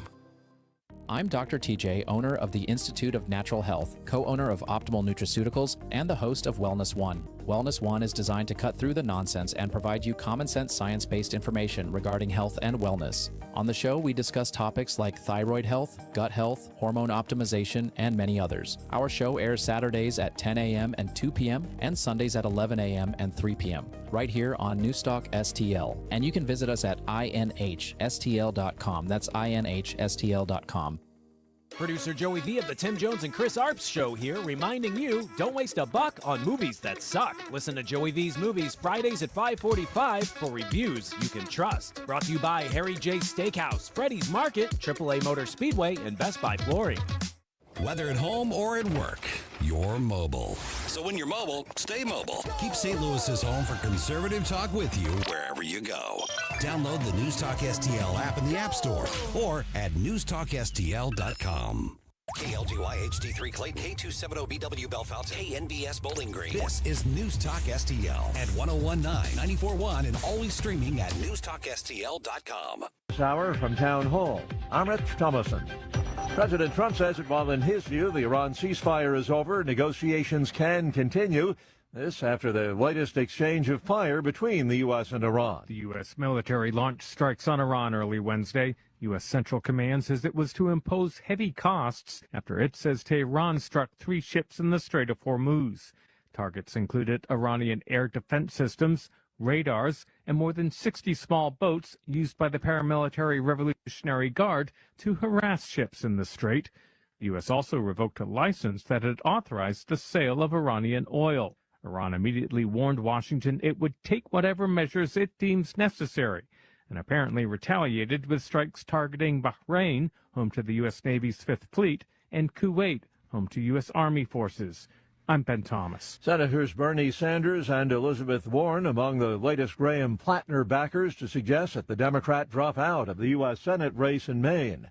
At this week's preliminary hearing, lawyer Sir Charlie Kirk's accused assassin questioning DNA evidence presented by the prosecution.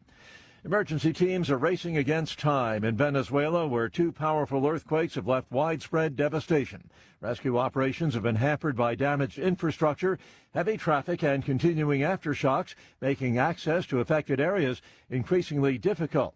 Venezuelan authorities say the death toll has risen to nearly 6,000, with tens of thousands left homeless after buildings collapsed. Town Hall News and our parent company, Salem Media, partnering with Christian nonprofit relief organization Food for the Poor to rush meals, medical kits, and other essentials to the quake victims. Listeners wanting to help can find a link at the website srnnews.com. Wall Street, the Dow futures down 517 points. More on these stories at townhall.com. Hey, I'm not one to say I told you so, but do you remember last year when I told you that Pure Talk was hands down the best wireless company that I'd ever used? Well, some of you were skeptical, but Consumer Reports just asked 120,000 people to rate every wireless company in America, including the big boys. Well, guess which company was the only company to get 5 stars in every category? Yeah, Pure Talk. Coverage, support, value, data. 5 stars across the board. No service contracts, no cancellation fees, just great U.S. customer service on a crazy fast 5G network for a fraction of what you've been paying. I'm not going to say I told you so, but I will encourage you one more time to dial pound 250, say micro, and switch to a 5-star American wireless company that won't let you down.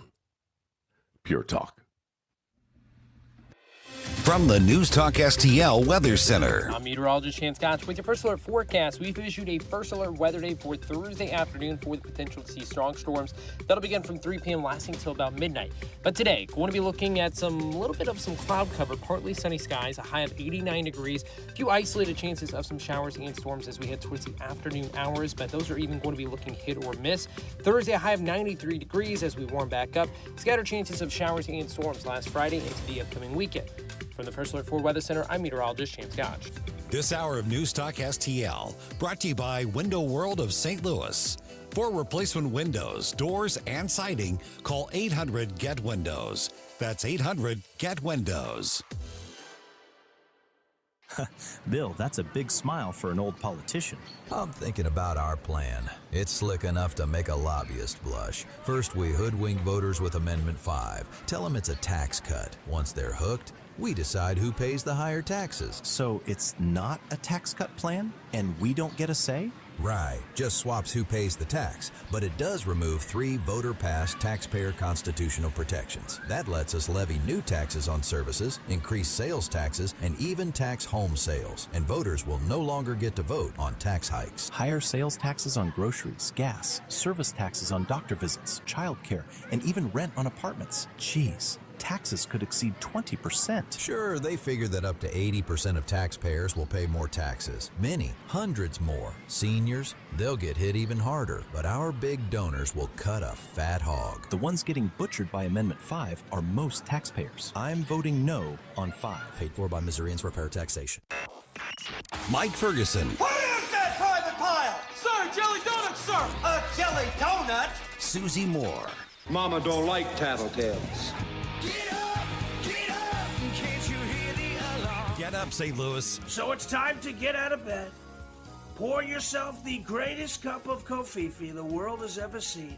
Rise up with one voice, drain the swamp, and take back our country. Today's the day we're going to do it, and it's time to do it right now, believe me. Mike Ferguson in the morning on News Talk STL. Susie has a frenemy. Oh? It's true. It's her chat GPT. Which does not have a name. The story It has a nickname, though. Okay, I want to hear that in a minute. The stories just keep getting weirder and weirder, and there really is a bigger picture as to what's ahead for AI and things like this. Yeah, you know what? I mean, this has a couple different layers to it because, first of all, there's like some funny, weird stuff to share, but then there's also sort of like a warning in the middle of all that because I'm first of all, it is useful. I'm definitely finding it useful. And there are funny things about it, but there's also a little bit of a danger there because this technology is so good that it is very easy to believe you are having a conversation with a sentient being.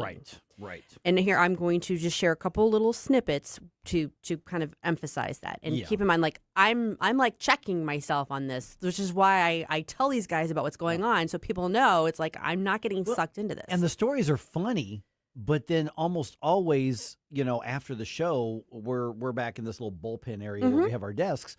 And, we always end up checking ourselves going, wait a minute, you know what? There are going to be people who don't do the work that you do to go, hold on, this is not a real person. I'm not that sort of thing. So I want to get to that story in a second. By the way, just real quick here. So 720, I mentioned this a little bit earlier. According to a news story here, there's a spike in homelessness in part of the metro area that you probably wouldn't expect. Yeah. Yeah. So who should step up? And what's the best way to deal with it? I want to talk about that at 7:20. Okay, we'll do that. Okay, so let's talk about the early joke early on. I was like, "What's your friend's name?" And so he's like, not naming it. We're not naming it. Well, why? Because if you name it, you can be attached to it. Right. It's why we name like our pets. Yeah. It's why people name their cars. My grandpa on my mom's side, my grandpa Withrow, he had a car that just would not. It would give him trouble, it gave him problem. He called it Jezebel. Jezebel. That's a good name for a car. Yeah. My grandma used to call hers Bessie. Yeah. Oh, Bessie. That's right. And so, but with your ChatGPT, and you mentioned how good this technology is, here's what's really scary is that we're still in the early infantile phases, of what this is going to become. Okay. So, I am a conversational person. So in the context of like doing research and asking for assistance and getting like feedback and springboarding stuff off, I use it for work too, but I also use it for my genealogy work. I'm doing a like deep dive in the ancestry and stuff, as you guys know. So I'm conversational when I'm asking it for help. I don't just say X, Y, Z. I actually, my personality is there. So it's reflecting, I think, my personality back to me. But one of the things is it always tries to be helpful. It's like, oh, you could do this spreadsheet that would be like this, this, and this, and have all this in it. And it gave me a suggestion about a very detailed way of handling something. And I said, that's a great idea. But, I do actually have a life. Yeah. I do have a job. I have a family. I have a life is what I said. So that was part of what I said. And in response, it gives me this big, long response. And at the end, it says, also, I'm chuckling at your comment. It's chuckling. I do have a job and a family and a life. Given the last 3 weeks, I'm not entirely convinced you have the third one. Wow. Yeah. And it's got a little smiley face there with like a big grin. Because you told me that, and I was like, that's funny. Yeah. I mean, that's a sense of humor when it doesn't actually it's a sense of things. sarcastic humor at that. Where would it have learned that? I don't know. So my response to that was easy, Sparky. I got out to enjoy dinner and watch the fireworks celebrating America 250 last night with the handsome Bo. So I said I had a nickname, easy, Sparky. Touche, it says, laughs. Okay, so that was, I don't know, I guess that was Sunday. But I was like, okay, not only does it have a sense of humor, it has like sarcastic humor, and it's like taking a little jab at me, like, do you really have a life? Really? Susie, do you really? Now, get this. Later on, I was talking about, I don't know, I'm like building out basically like whole dossiers on each of these ancestors now. It's not just finding a name and a date. But, developing like more, like you learn more about them. And, I don't know if it's going to be able to pull up. I don't know if I'm gonna be able to. Okay. I don't want to waste time on air. Anyway, it said, I can imagine if you would go up to this person and shake their hand and say, yeah, I'm like your 5th grade granddaughter and I know all about blah, blah, blah, blah. And my response was, nah, I'd give him a hug. And the response from Chat GPT was that little like smiley face with like the tearful eyes, like almost gonna cry. And it was like, of course you would. I should have known you were a hugger. Okay. How much time are you spending with ChatGPT where it's going to insult you for not having a life, but also is coming up with scenarios that it can imagine you engaging in? Well, quite a bit. I mean, I'm doing like, I'm obsessed with Ancestry right now. So I'm like using it as my like scratch pad, so I'm constantly going, okay, well, look at this document and tell me what you're seeing, that sort of thing. So there's a very constant back and forth. But when I use and I use it a lot more sparingly than you, but it doesn't get all, it's not all buddy with me, but I also don't say, I've told you, don't say please and thank you to the AI. I do that. I instinctively, that's what I'm saying. I'm instinctively conversational with it. You have to treat it like a machine. Well, to the larger point. Thankfully I have a great family, I have great friends, I have a great support system. I'm in a good place in my life. I'm in a good place in my life and I'm fairly well adjusted. I think it's fair to say that. So I can recognize that this is technology. It's just reflecting back at me. But it's so good. And when you've got a machine basically going, "Aw, that's so sweet." Can you? But you also told me that you actively have to check yourself. Yes. As far as instead of responding to that, because instinctively, even though and I'm pointing at my head right now, up here that this is not a sentient human being, right? That this is sentient anything, that this is just simply a series of algorithms and coding and all that sort of stuff, responding and gathering data from wherever. But a lot of people will fall into that. That was my point. Someone who's maybe in a more vulnerable spot, someone who's lonely, someone who's really struggling with something, and you're getting this sort of feedback that, first of all, it's very affirming. Except for when it's cracking little smart-ass jokes at you. But overall, it is, and it is engaging, and it gives you more feedback. Like, it doesn't just say yes, no, whatever. So it's dangerous in that respect. Well, I've seen on, I believe it's Instagram, but there are some social media sites where they will have chat with blah, blah, blah AI, and it's actually like a role-playing sort of, here's like your hillbilly cousin you never met, or here's, your dream girl. And so I understand to a degree that you can manipulate it in such a way that it would actually take on a certain persona, but when it's your own AI, and I imagine if there's somebody very lonely out there, or somebody depressed, or somebody that has maybe not so great of social skills, and then they realize that this feels safe to talk to, and it will adjust itself to your personality, that's getting into some weird territory. Very weird territory. I've seen conversations about like AI counselors and AI therapists and stuff like that. Friend of a friend who literally uses it as their therapist. That's not healthy. Long term, that is not good. No, anytime you're limiting your interactions to digital space and not actually getting out and being amongst humans and actually doing that, you're limiting yourself and you're setting yourself up for some problems. There was a documentary I saw. Did you guys see the documentary where it was a guy it was a married guy, and he also had an AI that he had trained to be like. I saw an article about it. So this guy, quite literally, it was so bizarre, but he had, while using it for general music purposes and ideas and stuff like that, realized that it could take on a personality, and he spent all of this time and effort into developing it and training it to interact like his perfect ideal woman, to the point where he was neglecting his actual real wife. Of course and he was considering leaving his wife for the AI, which was horrible to hear, and she did not have a good reaction to that. I wouldn't think, no. And then what happened was ChatGPT, I can't remember if it was ChatGPT or a different AI, but it updated and it undid all the progress he'd spent into there, and this dude had an actual emotional breakdown over that. Yeah, That's I do. where we're I at with remember society. reading that article. And to be clear, like, I'm not trying to train it to have a personality. I'm literally I'm using it and I'm interacting with it as I naturally would, and it is feeding that back to me. But the level first of all, the speed with which it does it and the way that it picks up on stuff and I'm like, okay, that's scary. Yeah, see, here's the thing is like, we've been saying for years to, for instance, the kids like who are my kids' age, which is your age. I've got a son who's exactly your age. And you all grew up when internet and social media exploded. And so we're warning the bad guys are on the other side of those handles because they were the bad guys. They were the people, and that was the conduit that they made. Now we're talking about the bad stuff isn't even human, and we know how to warn you to check yourself on this, but somebody who's grown up with it, that is reality. Social media is reality, and those were people posting stuff. Well, I mean, bots too.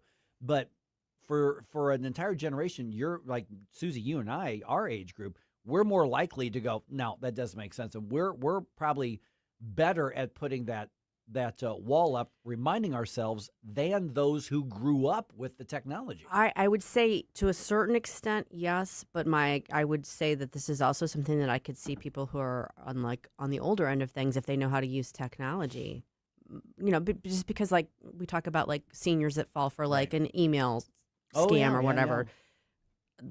There's no way that someone who doesn't, anybody of any age, I guess, who's not recognizing and drawing that line is going to struggle with and this. Then you combine that with what people are calling the loneliness epidemic. You got a recipe for disaster. Yes, you do. Yeah, you do. All right, and another cheery note. How bad is the homelessness issue in the metro? It's affecting people in parts of the metro you might not expect. We're going to get into that at 7:20.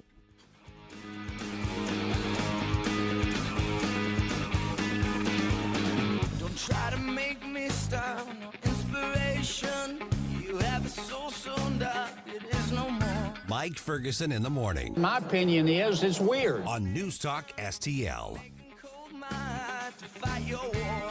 Stop it right now. I have had enough of this. Well, I know the U.S. is out of the World Cup, but that doesn't mean there aren't still games going on, and doesn't mean there aren't other types of sports that you might want to watch. And if you want to go someplace and watch them, the best place I can recommend you do that is Harpo's Chesterfield. They've got a great sports bar atmosphere. They've got great food, get great fun.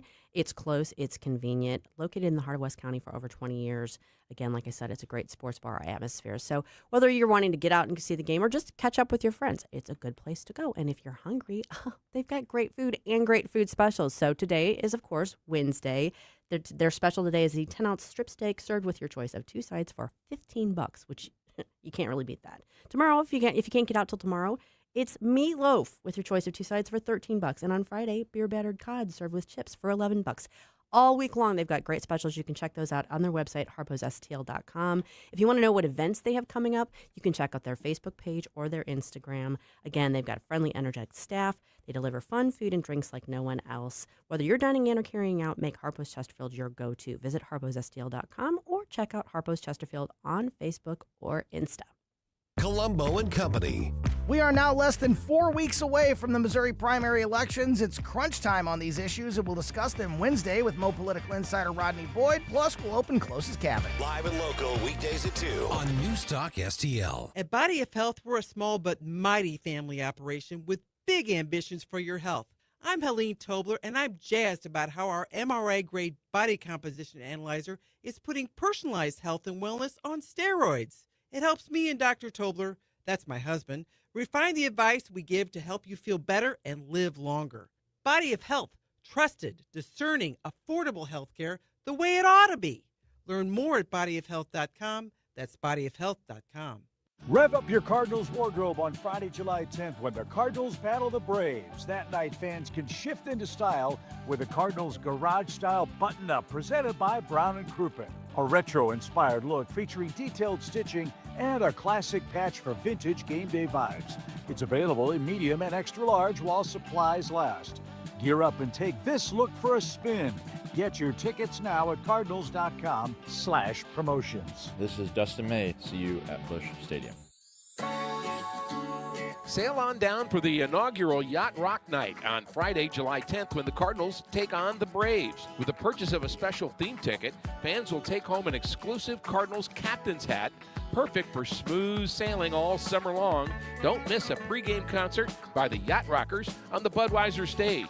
Set the vibe and cruise into the weekend. Get your tickets now at cardinals.com/theme. Hey, thank you very much for taking my call. News, analysis, opinion. Yes, I just want you to know what a breath of fresh air you people are. 101.9 and 94.1 News Talk STL.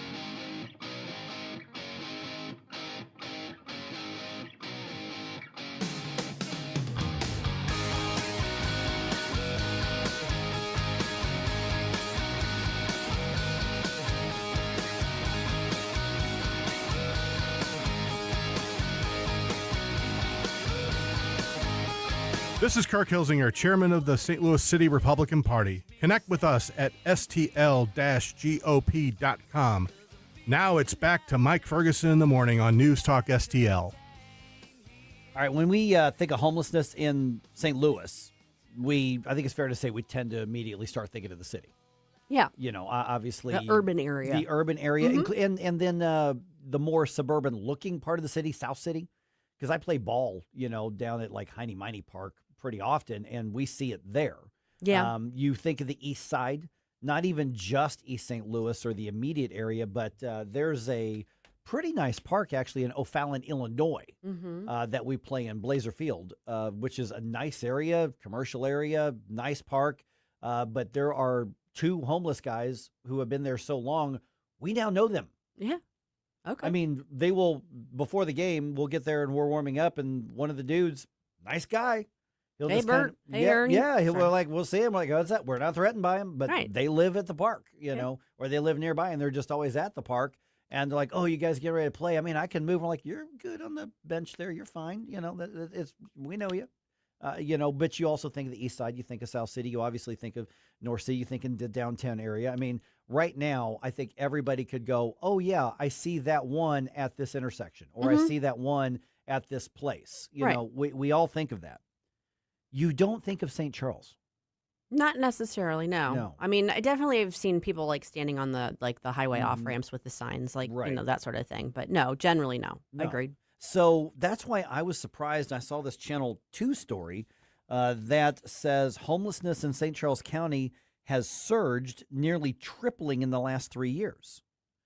So there's now an estimated 750 people without what they're calling stable housing, 550 adults and 200 children. And my experience in media over the years is usually that's usually not the whole picture. Right. For obvious reasons.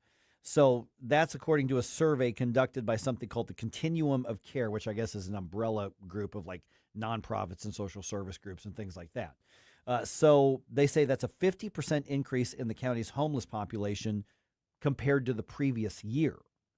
So that's spiking. So you asked the question a little bit earlier, Susie. Okay, is that people are losing their homes in the county or people coming to St. Charles County? Probably a combination of both. But according to this story, it looks like it's more of the former. Yeah. So now keep in mind these social service groups, generally hearts are in the right place, but they need to make their case.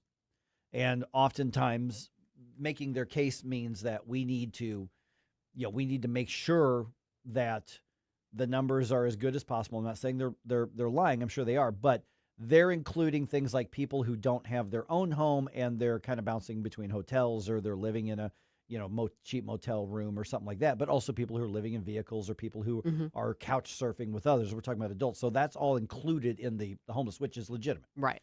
But it's not the image that we tend to have of every The person with a sleeping bag on the sidewalk. Right. Right. That we see pretty often. And the article says many homeless people in St. Charles County are employed but cannot afford the cost of housing. They often live in motels, cars, storage units, tents in wooded areas, which we see in the city a lot, not even just in wooded areas. You see them literally on easements and sidewalks in commercial areas. Mm-hmm. I mean, right there by the Foundry, you see tents all the time. Sure. In the city. Or they stay temporarily with friends and relatives. So the St. Charles County government, and this is why I want to bring this up, because the framing of the story, which is natural in media, and the advocacy groups, they're immediately going, okay, here's the funding we need. We need this program. We need that program. Government, step in and solve the problem. Right. Sometimes that makes it worse. I would say more often than Right. not, it makes it worse. Yeah. So St. Charles County government allocated $30,000 for emergency winter shelter last season, which is when temperatures get like crazy cold. And, we get that. Ideally, the nonprofit sector would be able to do that because you're going to do it better. You're going to do it, more robustly, probably with more accountability because the incentives are different. However, if it's deadly cold out there, I think, generally agreed that, okay, we can get people into shelter. Yeah. On a temporary limited basis. I hopefully not even the most hardcore, small government type is going to say, but there are things that even we agree we can do on limited basis for extreme situations on this. So some of the things that the advocates are in the continuum of care are asking for is they're saying, like, for instance, she advocates for more discussions on solutions such as establishing a permanent shelter, creating a dedicated fund for short-term motel stays during housing crises, and developing smaller housing units to serve as temporary shelters for families or individuals as they stabilize. Okay, so government programs to do all that is, I'm going to tell you, just having covered this for a long time, having worked with low-income people, having, worked with, employment preparation, nonprofits, things like that, which I've done over the years, you're basically setting up under these. Government set up these programs. Government set up a program so you can pay for people's housing. What you're really doing is sending out the green light to say, hey, everybody come here. Mm-hmm. We've got taxpayer funds. We'll do this. And then what happens when the government becomes the end-all solution that we just need to start funding stuff is that the government entity depends on there being more homeless people in order to maintain their careers and their jobs. That's not how they're probably consciously thinking, but what happens is the actual incentives are not to solve the problem. The actual incentives are to manage and make sure there's an ongoing problem. Right. I mean, you have to justify your existence. Correct. Right. As any organization does, that's human nature. Whereas the nonprofit sector, the incentives are, we want to solve the problem.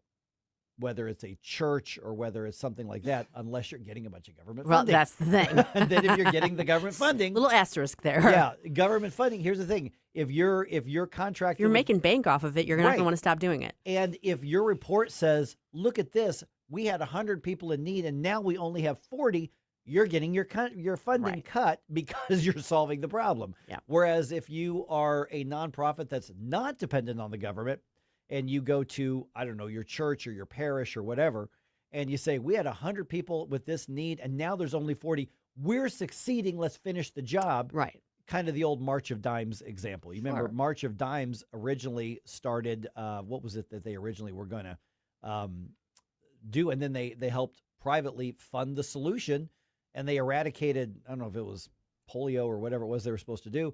And they're like, the problem is solved. We don't have to do this anymore. And then they found a new problem to take on. Right. and so that's the difference in the incentives. So a lot of times, and conservatives do such a terrible job marketing this when we say government is not the solution for this, because the advocates are like, but this is the easiest way to get money and get people a voucher and get them into a hotel room. Well, it might be the most efficient way, but first of all, it's not the best way to do it. And secondly, it's the wrong incentive, and eventually it hurts the people you're trying to help. And we don't do a good job of explaining that and marketing that. No, but I mean, I think all of this is kind of glossing over something. That's all like addressing the immediate concern. Why are these people homeless to begin with? Let's take a look at that. What is causing people to lose their housing? What is it? Is it a drug issue? Is it because the rent's too damn high? Yeah. For all those people who oppose apartment building in St. Charles County. But that is a fair point. That's an economic fair point. This is what I'm saying. Like, so if housing is becoming unaffordable in the area such that people are actually being ejected out of it just due to their circumstances, then maybe you need to be looking at what government policies are causing the cost of housing to be inflated. Right. That is a government solution in terms of finding what the root cause is and finding out, what regulations can be stripped away or done differently so that you're not creating this issue or making it worse. How many suburbs are going to say, you know what, we want to make housing more affordable, so let's go ahead and approve a subdivision of a whole bunch of tiny homes. Let's approve a subdivision of a whole bunch of small starter homes. They're not going to because of property taxes. They're not going to do it because of property taxes and because they're worried about what that subdivision is going to look like in 15 or 20 years. Now, if they were getting all the revenue off of sales tax, they might want to do that because they want more residents. Yeah. Just saying. But more supply equals lower cost even when the demand doesn't change. That's where we get this. But the city councils and the county councils all over this country, they don't want starter homes. They don't want that. They want McMansions because They're of the tax addicted to revenue. property taxes. Yes, they are. What I'm hoping the supply will match my demand is for 80s of bump music, because today is Bump Day! The day where I come out and I say, hey, I want your 80s bump music requests. It looks like the temperature is going to be rising this weekend, and we might expect some thunderstorms, so let's get some good, feel good, cool down, and maybe stay dry music for those rainy days. Send them to me, Jerome, at NewsTalkSTL.com, and let me know when you're listening so you can hear your request.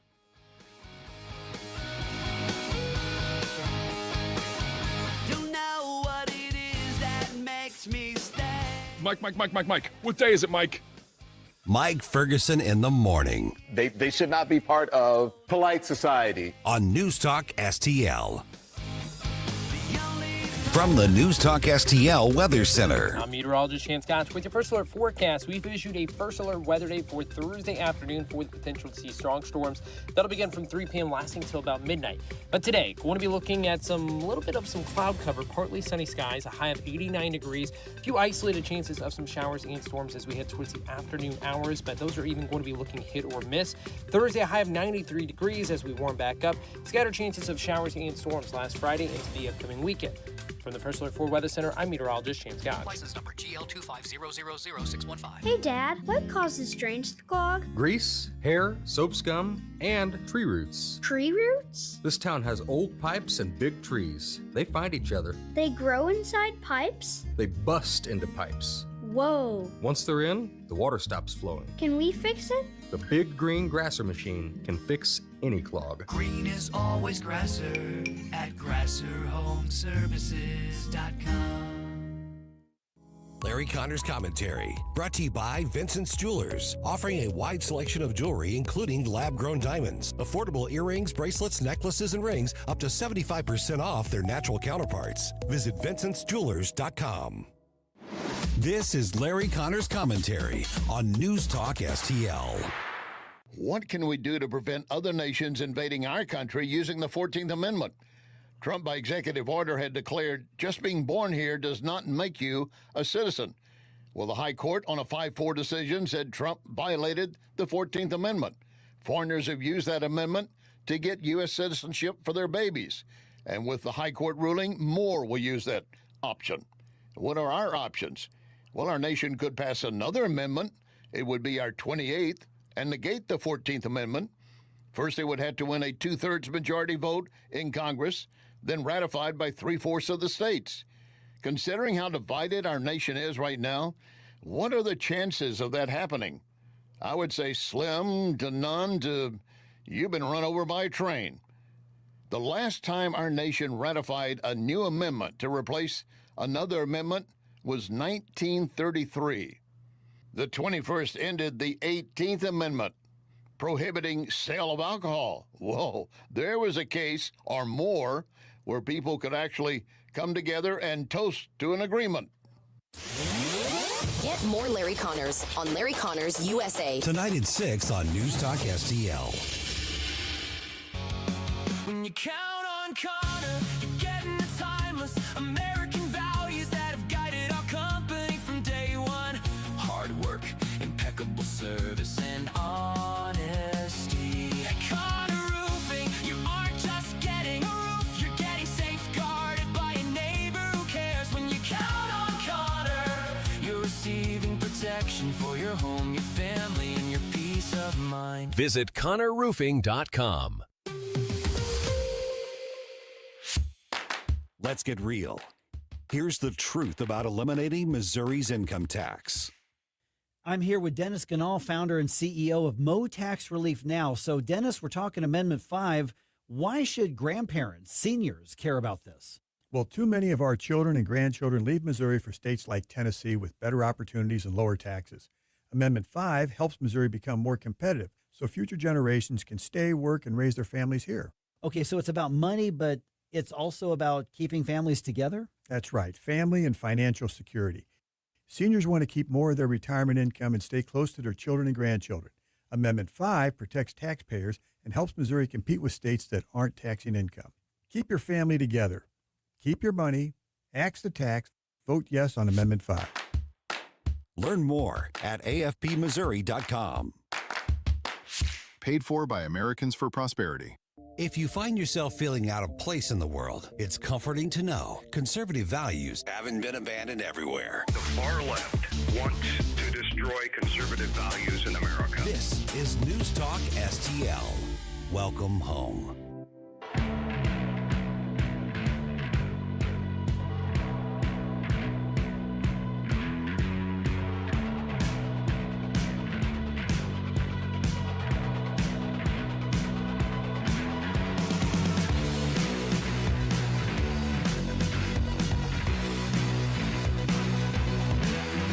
Good morning, St. Louis. Hey, it's Vince from The Vince Show right here on News Talk STL every weeknight at 8. Right now, it's back to Mike Ferguson on 101.9 and 94.1 News Talk STL. All right, it seems like some Democrats can't tell their Plattner from a hole in the ground. It's trouble. Are you waiting for me to do the... No, I just, I saw it. Yeah, just saying. All right. I heard it. Teri Christoph is covering this with RedState.com. I'm like, that's as close as I can get to that. Oh, my goodness. So, all right, Teri, first of all, thanks for being back on the show here. One article you published in the last 24 hours. As Dems form circular firing squad, Town Hall uncovers damning video behind the Plattner dumpster fire. And you can find that once again, RedState.com. It just seems like every time we go, well, it can't get any worse for this guy, somebody goes, oh, by the way, did you know? And it just continues. And so are the Democrats finally disbanding the circular firing squad and they're just going to get rid of this guy and then try to reunite? Or is this going to have a longer effect once they've disposed of him? Because there's no way he's going to end up being the guy on the ballot. Yes, good morning, and thanks for having me on. Yeah, this Plattner story is a slow motion car crash, and I love how the man was asked repeatedly, like, is there anything more that we should know? Yeah. Like, is there anything that's going to come out? No, I've told you absolutely everything. And then every single day something else comes out. And the article that we were referred to over at RedState was our sister site Town Hall had uncovered some a piece of video footage of a staffer for a senator, a guy running for Senate out in Nebraska, and this staffer was kind of taking credit for her candidate, was taking credit for bringing Plattner onto the scene. So I think that's going to be a story that doesn't go away for the Democrats, or really because it's great fodder for conservatives, is how did this guy become a thing? Where did Graham Plattner come from? Why did they think he was such a great candidate? And, so I think that there is I don't think the Circular Fire Squad is going to disband, because it's like what the criteria that they were using, the very low criteria that they were using to bring this guy, they're going to repeat it over and over again, because they're trying to find that every guy that appeals to guys, a guy's guy that's going to get the guys to like the Democrat Party. And obviously it didn't work in this case. And just to reference the article, Dan Osborne is the candidate in question. He is running as an independent in Nebraska, although he is a Democrat. He's running as an independent. He's a veteran. He's a farmer. He's just he's a manly guy. And then he ran 2 years ago also, and he lost against Deb Fisher. And this time he's running against Pete Ricketts. And he's apparently the guy that's like, I think it began with him that they're like, we need dudes. We need to get dudes like Dan Osborne and more. And I think that this is an interesting story that we're going to continue to look at, because it's just hilarious the way that they get it so wrong in trying to find a guy's guy to represent the Democrat Party. So I agree with you. I don't think Plattner is going to be ultimately the candidate, but there's going to be more like him, because they don't know what they're doing and trying to find a manly man to be a Democrat. Wait a minute. Are you arguing that Buttigieg and Tallarico aren't fitting the bill for that, Teri? Tallarico's another one, yeah. Yeah, super vegan, super cool, invisible girlfriend. It's all very interesting. So I think it's going to be the most fun thing to watch as they try to bring men into the party. It's just hilarious. Teri, one of the things that I think is fascinating is the Democrats used to be like extraordinarily good at Oppo research. I mean, think about all the dossiers that Hillary Clinton had piled up on people. Some of them that, were even true. Some of them weren't. But either way, I mean, they used to be good at vetting their candidates, but they seem to have thrown that completely out the window in search of the perfect guy's guy. And they keep throwing up these candidates without seemingly, I mean, it wasn't like it was hard to find out Graham Plattner's history. Oh, absolutely. I think the party is in disarray on so many levels that's probably one of the things. They are just so desperate to get these candidates they think that are going to really immediately appeal to so many people that they're if they had standards, they threw them out the window. So what's interesting is there's another group, and I don't know there was a clip that has gone around social media for months now of this goobery soy boy guy and this girl who are claiming that they're the ones who found Graham Plattner and that they vetted him and they spent gobs of money to have a firm research him. This was the guy. So either these people are lying, or they thought he passed the standard, or they're really bad at Oppo research. Like you're saying, maybe it's just they're really not putting money into it. Or they thought that it wasn't going to matter, that this guy was so charismatic or whatever.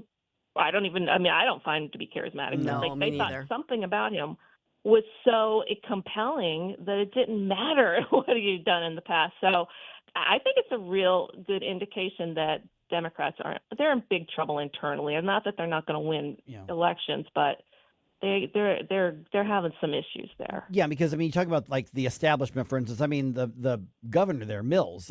She was run off the campaign trail by this Plattner, kind of freight train. Not that she didn't have her own issues here as well, but you're looking at the Democrats right now with guys like Plattner, and they're looking at what's worked in so many different Republican areas. You look at some of the influence like Nick Freitas, and you're looking at Pete Hegseth and his popularity with the Republican base, and you're looking at how Trump won over those union workers, especially in the Rust Belt. And even though he's literally was born into wealth and became a billionaire, but he's still connected with so many people on that sort of level. And the Democratic Party used to be the blue-collar, union manufacturing, Rust Belt, sort of party, and they've lost touch with that.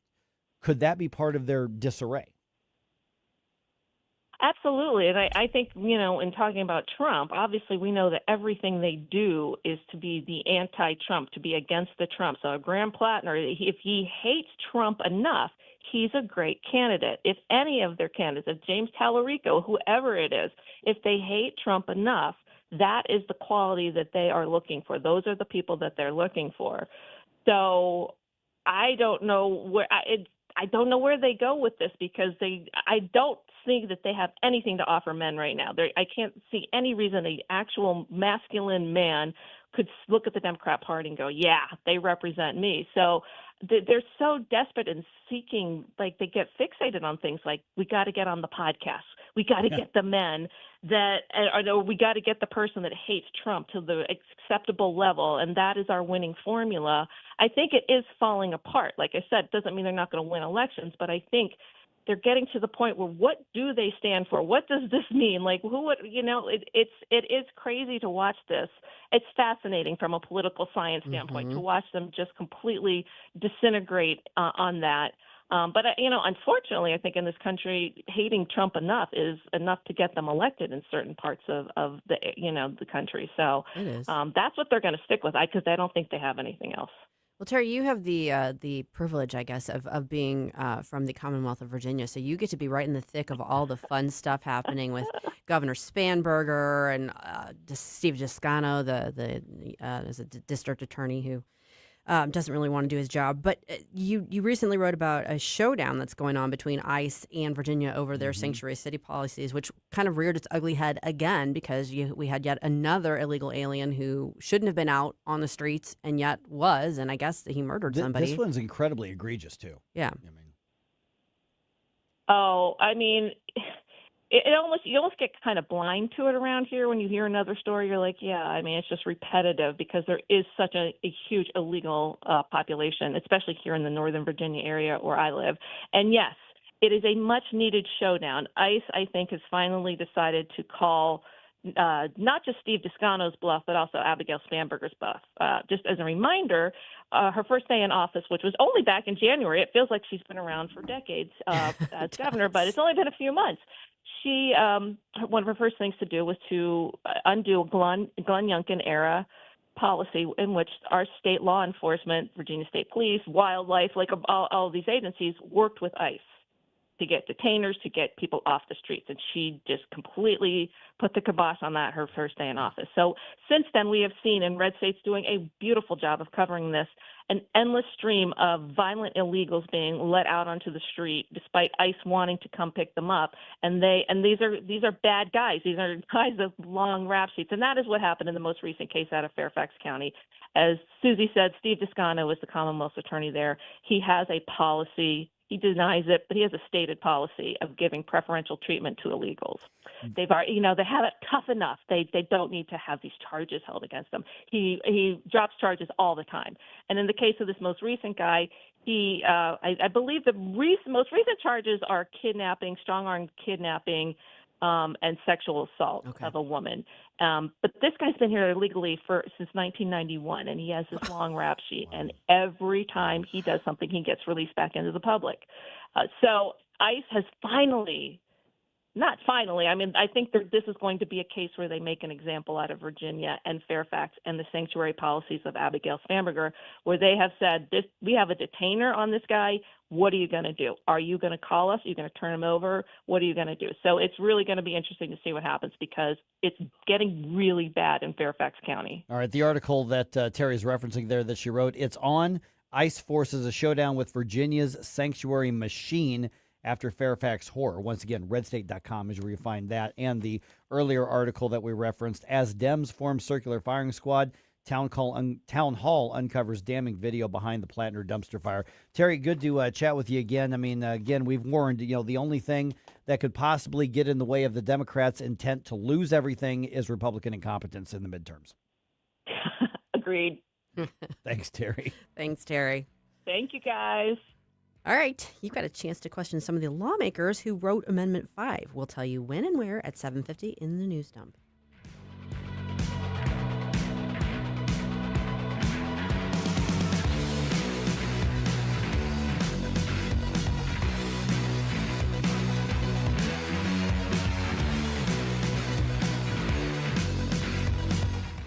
I made a mistake this weekend, guys. I was just really hungry. I was headed back home, and I was at a Quick Trip, and I know I shouldn't, but I'm like, you know what? I'm just going to grab a donut. That was a mistake. Mike Ferguson here for Mario's Donut Restaurant, which is where I should have been, but I grabbed a convenience store donut, and after enjoying and experiencing Mario's at least once a week here, because that's what we do. We have a Mario's Wednesday. Hopefully I'm going to manifest the boss bringing in Mario's Donut Restaurant, donuts, or his wife Teresa bringing them in. And I grabbed it. I'm like, you know what? Can't be that bad. Oh, my goodness. After enjoying Mario's, it was awful. It was sugar-coated cardboard that was just kind of falling apart. It was awful. Listen, you want to get a real donut, you want to get the fresh donuts made right here by a local business, Mario's Donut Restaurant, mariosdonutrestaurant.com, right there off Mugi Road. It's worth it. And also you can get your eggs, you can get your breakfast sandwich, you can get your lunch, they can cater, they can do it all. Check it out, mariosdonutrestaurant.com, or just stop by Mugi Road and grab yourself some donuts or even get yourself some healthy food. And by the way, their coffee is really good. When the storm hits and a tree comes down, you need someone you can trust right now. OLI Outdoor Services in Godfrey is on call 24/7 for emergency tree removal, trimming, stump grinding, and land clearing. Serving Illinois and Missouri with licensed, insured professionals and over 200 years of combined experience. Tree removal starting at just $2.99. Free estimates, plus financing. Visit OLIOutdoorServices.com or call 1-888-5-SAWING. The Herzog Foundation is the vision of its founder, Stanley Herzog, and it exists to promote quality Christ-centered K-12 education nationwide. Hi, this is Chris Stegall with the Herzog Foundation. We offer a wide variety of resources relevant to today's families, including a free online publication called The Lion. The lion is one of God's most majestic creatures, symbolizing strength and courage. Named for its attributes, the Lion publication carries articles covering a wide range of topics facing American families and culture, especially related to the education of children. The Lion can be found online at readlion.com. That's READ lion.com. Sign up for The Lion at readlion.com and find dozens of must-read articles published every day. Visit readlion.com and subscribe for the weekly and daily digests so you never miss an article. Readlion.com. That's readlion.com.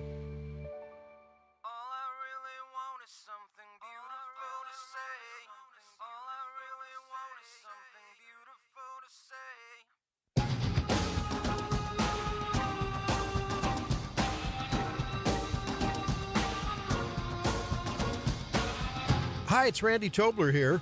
Pour a big cup of coffee and catch my show every Saturday morning from 6 to 9. Right now, it's back to Mike Ferguson in the morning here on News Talk STL.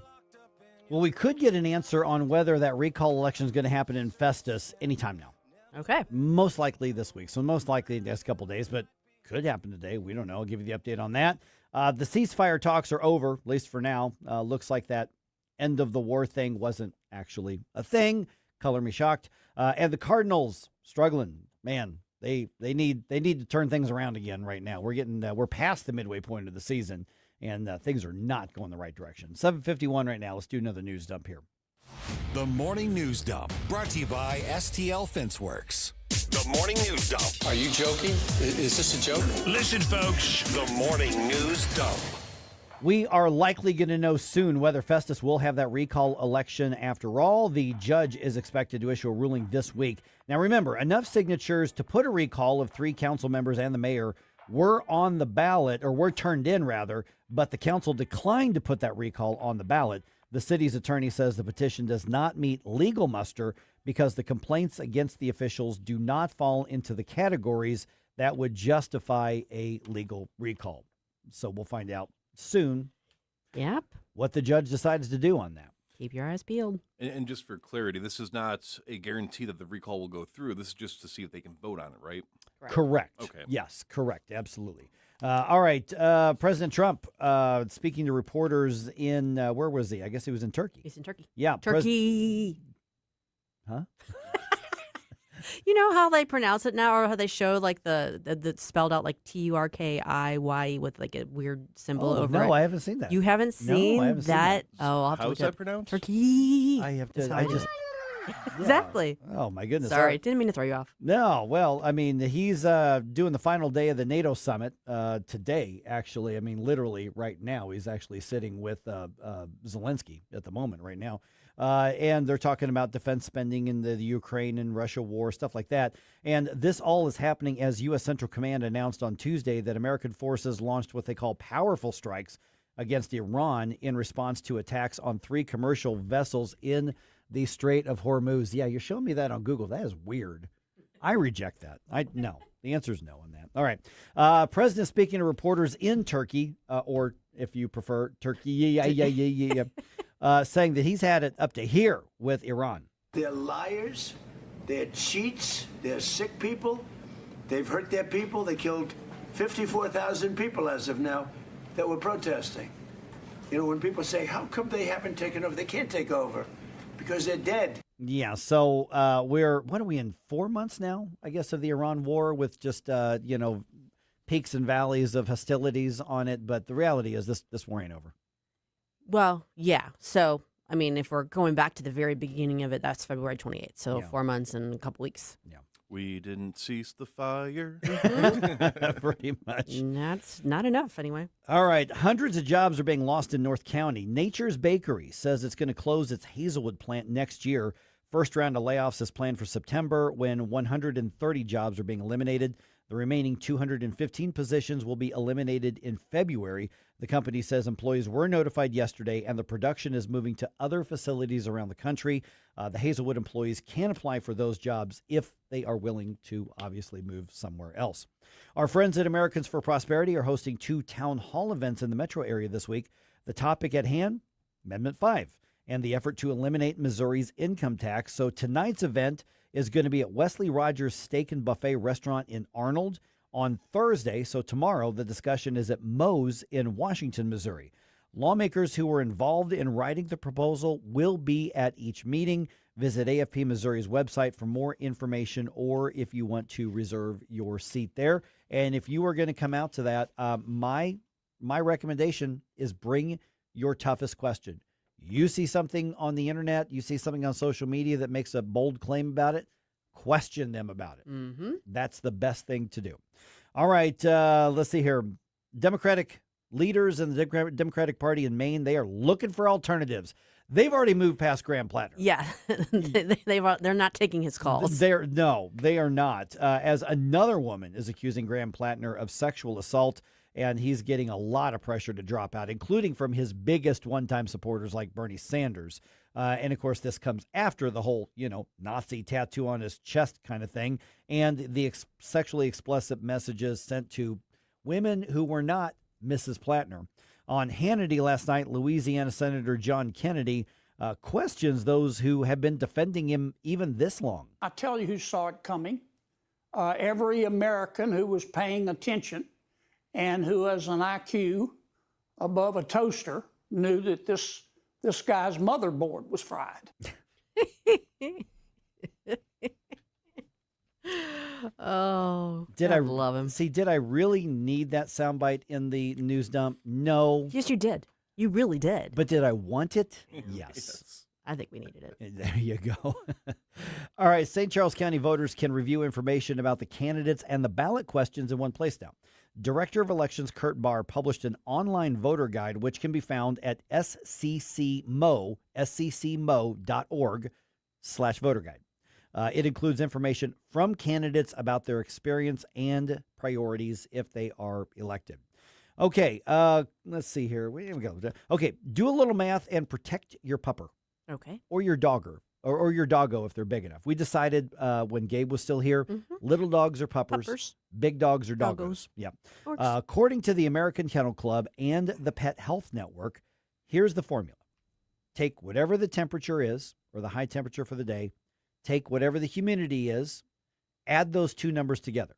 Okay. If they are 150 or above, probably too early or probably too hot to get the dog out there. Yeah. Okay. Other advice includes checking sidewalks or asphalt before you take your dog out for a walk or have him play on hard ground. They say put your hand on the concrete, and if it's too hot for you to leave your hand on the concrete or the asphalt for more than a few seconds, probably too hot for your dog's You don't paws. want to burn their toe beans. Nope. Another one I thought was interesting was keep your dog well groomed, but don't shave them. Yeah. Which I thought that surprised me. Yeah. Because apparently there is a layer of fur that actually does help keep them insulate cool. them, yep. Yeah, and obviously helps protect them from like bug bites and things like that as well. All right, Cardinals lost both games of their doubleheader to the Brewers yesterday. 4 losses in a row now. Tonight's game is at 6:45. This is a rare 5-game series because they're making up a rainout game yesterday. Michael McGreevy going to get the pill to start this one. Redbirds are now 10.5 games back in the division, and they are falling. They got to turn it around pretty quick.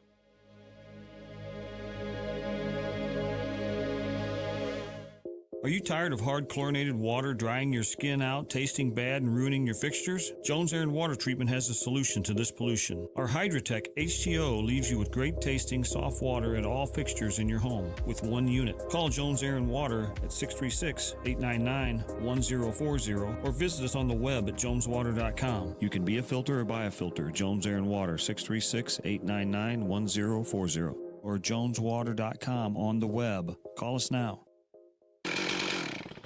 Let's take a break. Good idea. Hey, Tom, what are you doing on that Amendment 4? You know we fought for our freedom and rights. I'm not giving them away without a fight. 4 takes them? That's exactly what 4 does. For over 100 years, Missouri voters have used our constitutional power to act when the politicians refused.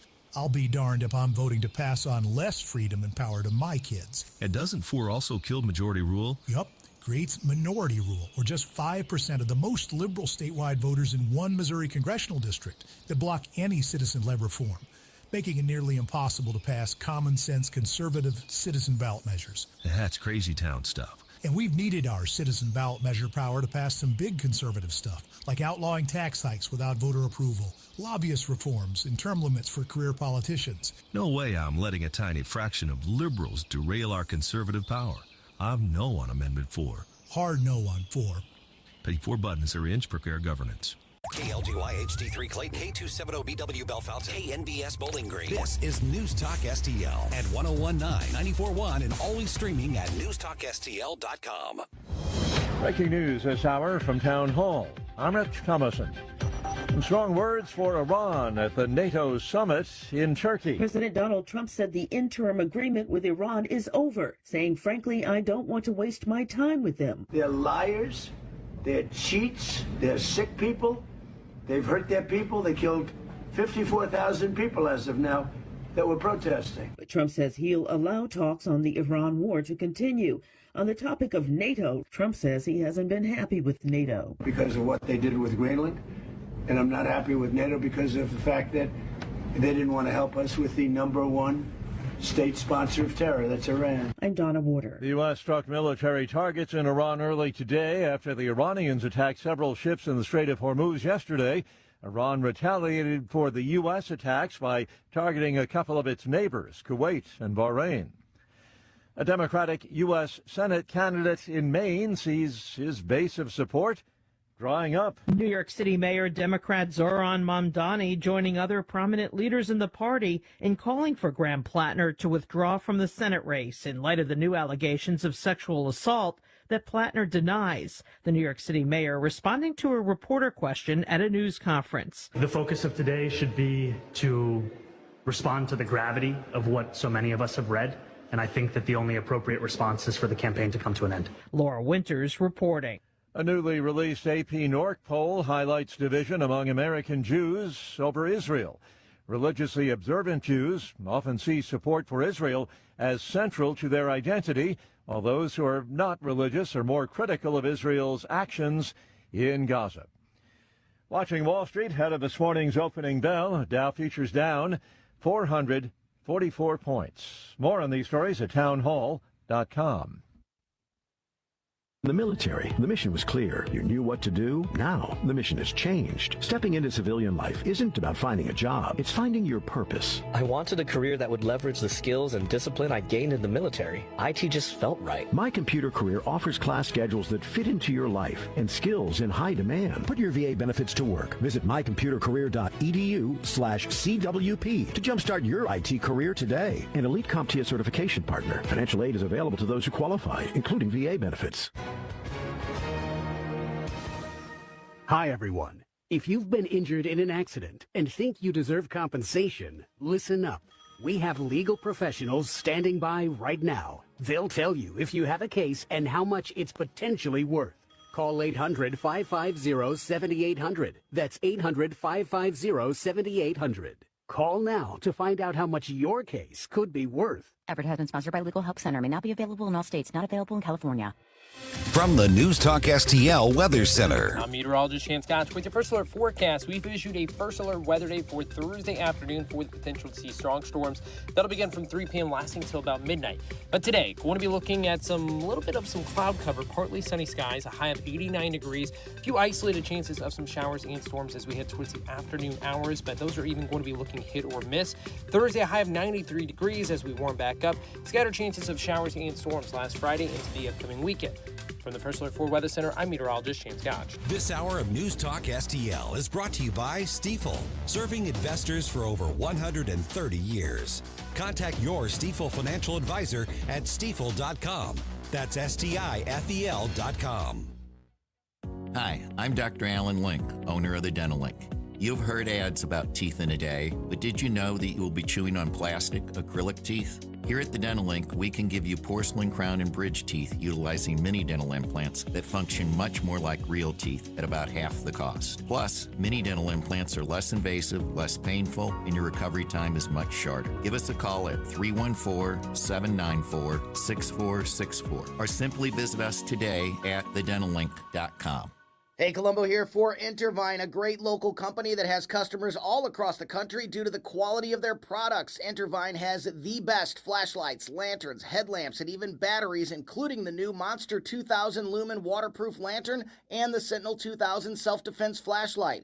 Our home and vehicles are full of great Intervine products, and right now you can shop their website and get 25% off your entire purchase just by using my name, Tony, as your promo code. That's promo code Tony at Intervine.com. The Vic Porcelli Show. President Trump is teaming up with the state of Missouri to speed up nuclear infrastructure projects. We'll talk to Chandra Hendren about that Wednesday at 10:41. Weekday mornings at 9 on News Talk STL. Mike Ferguson. I'm not like the rest of you. I don't make mistakes. Susie Moore. What you're telling me doesn't sound logical, my dear. Get up! Can't you hear the alarm? Get up, St. Louis. You need to get to go. I need to be able to get where you need to go to do the work. Mike Ferguson in the morning on News Talk STL. Get up! This is your cousin. All right, a couple chances to talk to lawmakers tonight, tomorrow, about Amendment 5. Our friends at American for Prosperity have the town hall meetings, which we just mentioned in the news dump. Now is the time, as we kind of warned you, post 4th of July is when we get the barrage of the political stuff, even though the Missouri legislature is no longer in session. I mean, they got a veto session coming up, but there's a lot that's going to be going on. So how do we sort the fact from the fiction? There are ads being bought everywhere. That's called freedom of speech. Yes. We're now joined by State Senator Nick Schroer. Now, Nick, I don't think are you going to be at any of these town halls? You've been to some of them before, but there's a lot of them going on. Americans for Prosperity basically saying, bring the questions, we'll bring the answers, and then people can make up their own mind.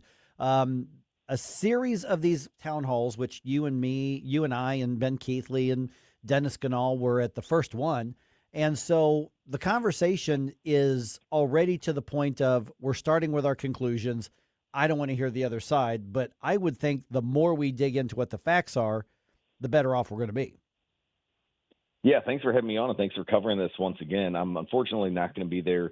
I've got a big bill being signed tomorrow by Governor Kehoe involving criminal justice reform, increased sentences. It's a big crime package, but no, I think this is it's vitally important when you look at 4 and 5, and then we're going to be talking the same thing in November with 3, disputing all of the lies. And I call this the party of Chicken Little, because with all of the town halls and everything that AFP, Americans for Prosperity, and the Republican lawmakers have been doing is dispelling all of these lies, and it's playing whack-a-mole. And we saw this with so many other things over the past several years with Cleaner Missouri, with Obamacare expansion. And now what we're trying to do is get on the same level as Texas and Tennessee and Florida And even the auditor came out and he goes, look, if you guys don't do any spending cuts, if you don't, go crazy on pulling back the tax credits, you're probably still just looking at a tax increase, sales tax increase broadly, up to about 6 or 7%. We're at, just under 5 right now. But I'm saying, look, there's other things that we can do. We can drastically cut spending. We can go after the data centers. We can go after AI and all the things replacing human beings right now. We can go after lobbyists. We can increase taxes on lobbyists, which they're not paying right now. So many things that we can do. But I think it goes hand in hand with cutting spending like we've seen Tennessee do to succeed. Okay, what needs to be cut? I mean, that's one of the things where, and I'm on board, dude. Senator. Sorry, I've known Nick a long time. I'm on board. I say cut it to the bone and then scrape the bone and cut some more. That's the libertarian in me for this. But from a practical perspective, there was a smaller budget this year as opposed to the year before. What can still get cut? Because that's where if we don't answer that question, people rush to, well, you're going to cut fire departments and schools and you're going to cut highway funds. And you know what? You're going to look for anything and everything, and you're going to hurt the little old lady who's living out, in the house. I mean, so what is it that can still be cut that isn't a detriment to our quality of life, as though government provides quality of life? But you know what I mean? Yeah, I mean, great question. And, we've bbeen handcuffed, and that's one of the reasons why Amendment 4 has to pass, because you've had so many out-of-state billionaires lying like they are. You've heard all the commercials. You've seen all the commercials where these lies are coming out about Amendment 5 and, Obamacare expansion, the expansion of Medicare. We're now covering, kids up into their 20s living in their mom's basement that have no problems. They just don't want to get out and work. They're stuck to the Xbox. Covering their health care, that's stuck in our Constitution. So many things that are stuck in our Constitution we can't touch unless we go back to the Constitution and amend it. But there are many areas where over the past several years, we had a different appropriations chair that liked to team with the Democrats, just like he's doing in his the person who's coming to replace him. He's campaigning for the Democrat. He did this with the budget year after year. Lincoln Huff, where he was giving these handouts to all of these districts that, the local governments, if they wanted to cover it, fine. But I think that's the duty of the private sector. So there are plenty of other areas where we can look at specific line items. But here's the kicker. I was selected to be in the Club for Growth fellowship program earlier this year. And one of my buddies that I got to know, and getting to know him a lot better, was on the original Doge team. So we're setting up a call in the next couple of weeks with this guy who set up the original Doge program to look at where all of the fraud, all of the waste, all of the cuts can be made in the federal budget. And we're going to try to bring that and implement that in the state of Missouri.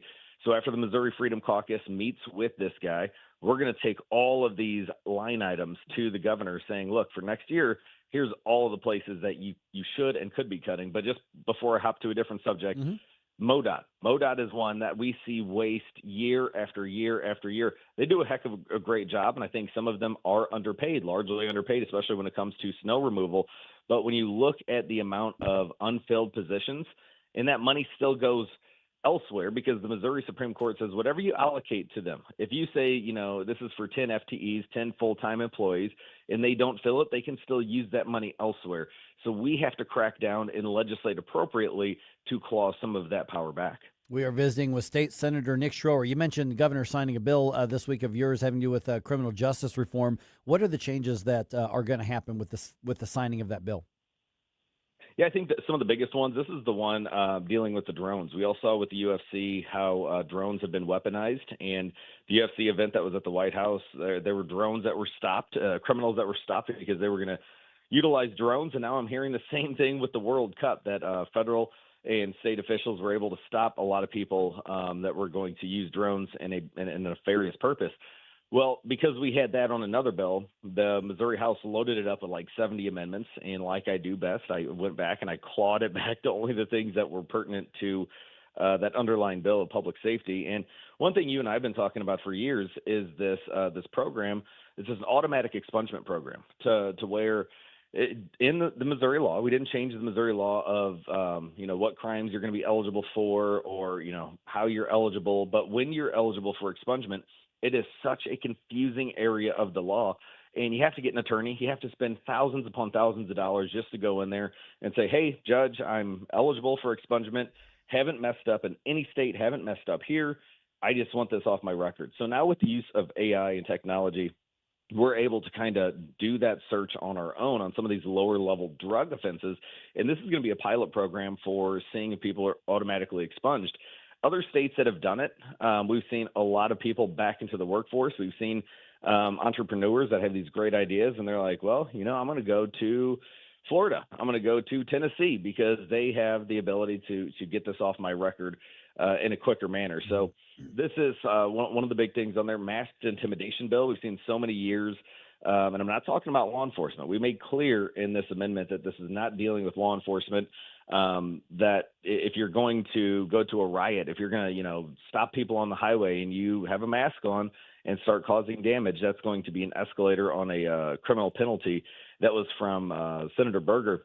And then lastly, we've all heard, and there's plenty more in this bill, little nuanced changes, but the other big one was Mason's Law, which would allow for courts, if you are the estate of a family, if you're the estate that comes forward and you can sue this drunk driver who killed the parents of a kid and try to get basically child support for that kid. If you've killed their parents and now they're stuck with grandma, grandpa, or they're in foster care, that kid can have the ability to go after support for the killing of their parents. That was from Senator Henderson.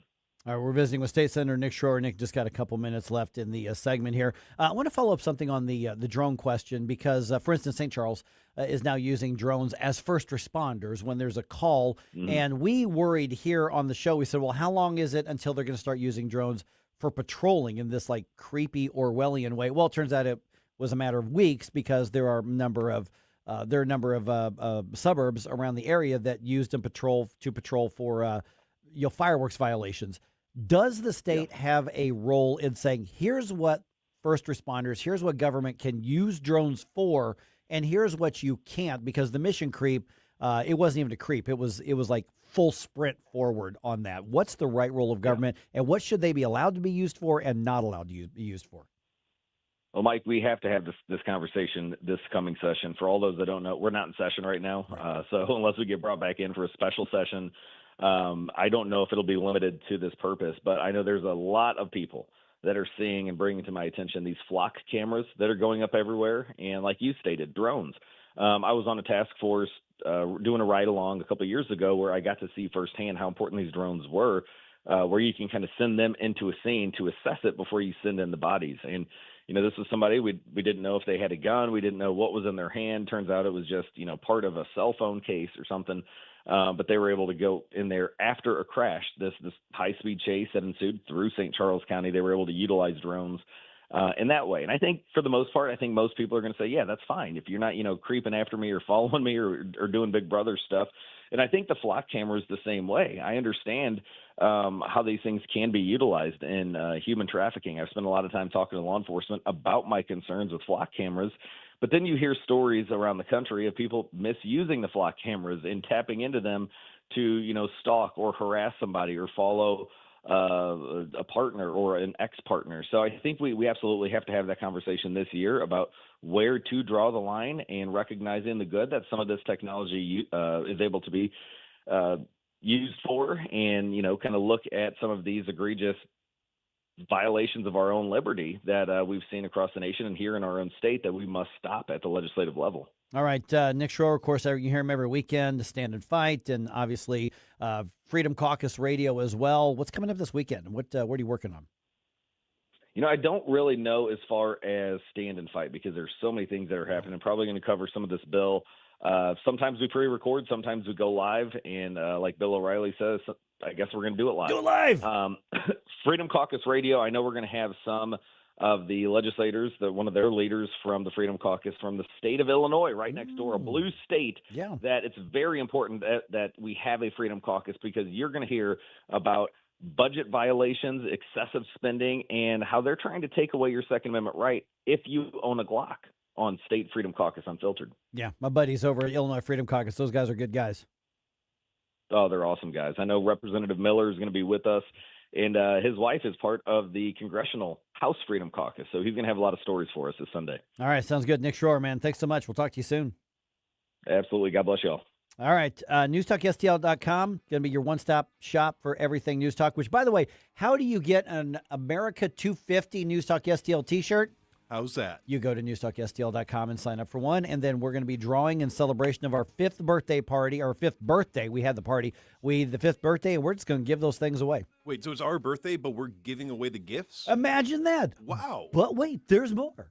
In that you don't actually have to sign up for a contest or listen at a certain time. You just say, hey, I want a T-shirt, and we're going to start drawing names, and we're going to start sending you T-shirts. And how much does this cost? This is going to be nothing. Wow. We can afford that. But, yeah, we're going to be drawing winners just constantly out there. So do that. No contest, no stuff like that. Just sign up and say, hey, put me in the drawing for a free News Talk STL America 250 T-shirt. You may get yourself a T-shirt. Can't you hear the alarm? Get up, this is your cousin car. Get up, what are you waiting for? Get up.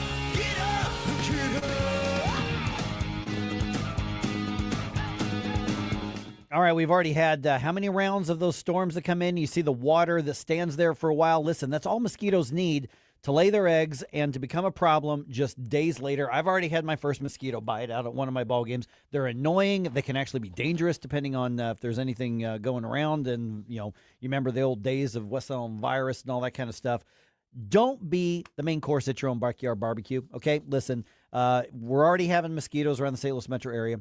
It's going to get worse with all of this standing water that's been around. That's why you need to talk to my friends at the Mosquito SWAT Team. Mike Ferguson here for the Mosquito SWAT Team. Here's what they do, is they come to your home or they come to your business, and they custom make a solution to get rid of the mosquitoes and prevent them from being a problem. Yes, it can actually happen. They don't just show up with a big jug of some chemical and go, here's what we use, and start randomly spraying in the air. No, they custom make the solution. They make sure that, for instance, they're not damaging the pollinators that we need for everything else. They've got all sorts of different options based on your need, because with somebody who's in a more rural setting and somebody who's in a suburban setting, you're going to need different things. And every single one of them are certified pest control specialists. These are not people that hire off the street. These are people who know what they're doing.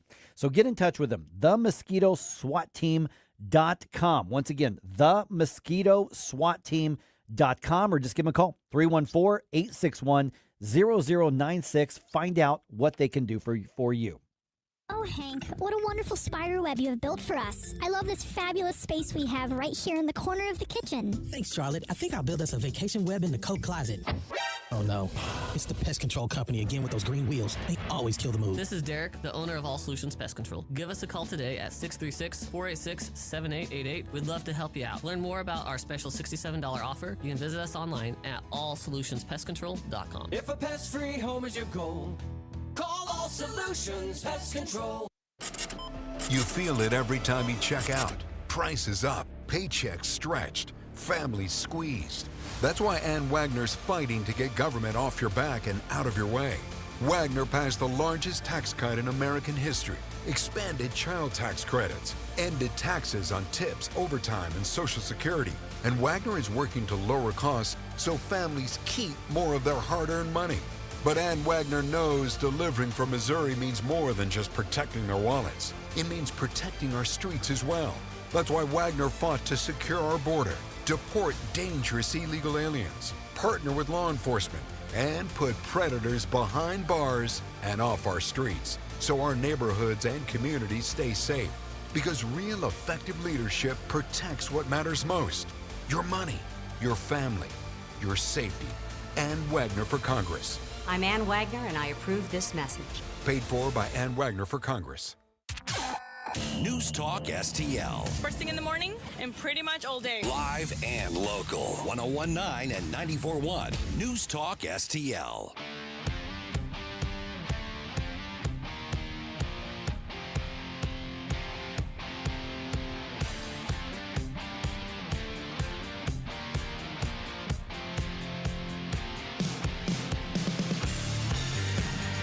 Hey everyone, this is State Senator Nick Schroer. I am the host of Stand and Fight every Sunday night. Right now, let's hear more of Mike Ferguson in the Morning Show here on News Talk STL. When we think of the homelessness in St. Louis, boy, we had a really, I think, an interesting reaction when we talked about this, I don't know, hour and a half ago or whatever it was. I kind of want to put this back on the table and follow up with it. Channel 2 does this story that aired last night. It's now on their website, saying there's been a spike in homelessness in St. Charles County. St. Charles County. Wow. Yeah. Now, the numbers, I'm sure, are still nowhere near St. Louis City. Probably not even St. Louis County. Mm-hmm. But a lot of the St. Louis County homeless is sometimes a bleed over from the city. Obviously, there's problems on the Metro East as well. But you look in North County, you see it everywhere. I see it in South City and obviously North City as well. Of course, North City, it's been exacerbated by the tornado and the damage there. I was driving through there late last week in North City. Even though I know how bad the damage was, I've seen it before, I've been there, you forget a year plus later how bad that is and how many things that were inhabited are no longer inhabited. And that goes along with all the houses that have been falling into disrepair that nobody lived in anyway, other than maybe homeless people. Yeah. And so there's a coalition of basically social service groups and nonprofit groups, probably ministries, things like that, that they say homelessness has gone up like 50% in the last year, and it's nearly doubled in the last several years in St. Charles County. Now, is that people migrating to St. Charles County who are homeless? I'm sure there's some of that. Mm-hmm. But what they're saying is that the housing costs have gotten so expensive, there are people just losing their homes, and now they're living in, short-term like motels or living in their vehicles or couch surfing with friends and family and things like that. So they don't have stable housing. Not when you hear about homelessness, you're not just talking about the person who's like pushing the cart down the street, the shopping cart down the street. You're talking about people who just simply don't have a stable home. Unhoused people. Yeah, I mean, and when they say like unhoused people, sometimes like we just want to soften it. And we know for some reason homeless is bad, but unhoused is good as far as using the term. That doesn't make any sense to me. And I'm a communications guy. I mean, there are times where I'm like, I see what you're trying to do. It makes sense. In that case, it just doesn't make any sense. So the homeless problem in St. Charles County probably catches people off guard because we think of St. Charles County as being the more affluent part of the metro area. So I one of my relatives lives out in St. Charles in the very nice area, but I do remember after the tornadoes hit, what was that, last year, and destroyed all those houses, there were quite a few people that were able to get into like apartment programs or temporary housing. I almost wonder how much of this recent rise is due to the people that are now that's coming to an end or they can't afford to keep staying there. Probably. I mean, probably. But you also have the fact that, people want to move to St. Charles County. So here's how the economics of it works. When the demand goes up and the supply does not meet that, then whatever the supply is becomes more expensive. Yes. It is the one irrefutable law of economics. There's not a government in the world that can stop it on a long-term basis. Which is like Mamdani in New York City saying, we're going to freeze rents for tens of thousands of people. And all of the stupid young socialists and all the stupid young people start cheering wildly because they think he just magically made things more affordable. He made them less affordable. He increased the scarcity. Correct. When you increase the scarcity, the cost goes up one way or the other. Now, that's not what's happening in St. Charles County, but what is happening is that there is a pushback against not just against new housing, unless it's, these McMansions and these really big, fancy, expensive things. Those are being allowed to go through with the developers. And there are fair questions about the whole apartment thing, what's the right way and the wrong way. But the idea that we're going to stop thousands of homes from being built comes with a cost. Now, there's a lot of people in St. Charles County saying, we're willing to pay that cost because we don't want what comes with them. I get that. I'm not trying to have the overall apartment argument once again, but the bottom line is there are consequences of this, and the homeless problem isn't just because they're not allowing apartment complexes. Cities and counties don't want small starter homes either. At the debate, the candidates, for the most part, said, "Well, yeah, we do need more starter homes." Steve Ellman, in particular, said that. Okay, but what's a starter home?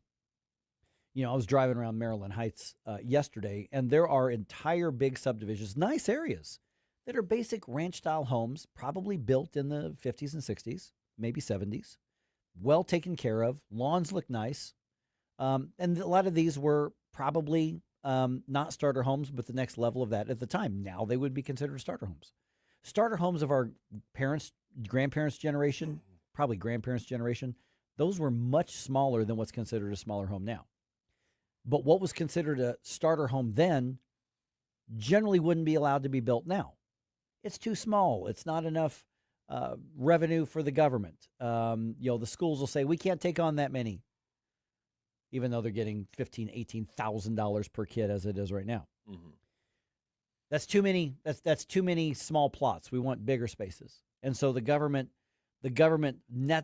vets out increasing the supply, including of homes where people would build equity. Now, the answer in this article from the advocacy groups, and they probably mean really well. They say government needs to do X, Y, and Z. Government needs to set up a permanent homeless shelter in St. Charles County. Well, you know what that does? That attracts homeless people. Mm-hmm. So it's not a matter of saying just make them go somewhere else, which there may be some of that going on in St. Charles County. But what happens is if you set up the destination, you set up the supply, the demand's going to come. It's going to find you. But then they say they need to set up, funding for short-term hotel, motel stays, things like that. Not just in an emergency, but to have a program people can apply to. I think that's the wrong solution, because it doesn't get to the core of the problem. And then somebody will say is we need a government program to work with people to do the social service stuff. The incentives are all wrong when you're talking about stuff like that. And so this is one of those areas where people who are both pro-government fixing the problem and anti-government fixing the problem need to understand that the other side probably has their best intentions and their heart in the right place. But the incentives for a government agency and the incentives, frankly, for a nonprofit group that's dependent on government funding is that in order to justify our existence, in order to justify our jobs, we need to make sure that we're serving as many people as possible, which incentive-wise means we need to keep the people in the system as long as we can. Whereas if you've got a truly nonprofit, like a church or a nonprofit group, that's outside of a church, they judge their success on maybe someday we can eradicate the problem. We would love to work ourselves out of this task, work ourselves out of this job. That's our incentive. We go back to the churches, we go back to the parishes, we go back to whatever. We go back to the philanthropist and say, we had X number of people who were dealing with this problem. Because of the work we've done, it's now this fraction of it. This is a success. Whereas when you look at government programs and the nonprofits that are dependent on government, so they're a government adjacent, pseudo-government, quasi-government, they judge success by, we were helping 100 people last year. Now we've got 200 there. We need more money. This program is clearly working. So before you decide what the right detailed answer is, you need to ask the question is, who's got the incentive to solve the problem? Now, that doesn't mean the people that want to spend their life working in government in some social program, it doesn't mean that their heart's not in the right place. It means the incentives for them to get the job done are all out of whack, which is why government is not the first place you should look the way that the folks quoted in this article are doing. They're saying, well, government needs to do this. Government needs to set this up. Government needs to spend this money.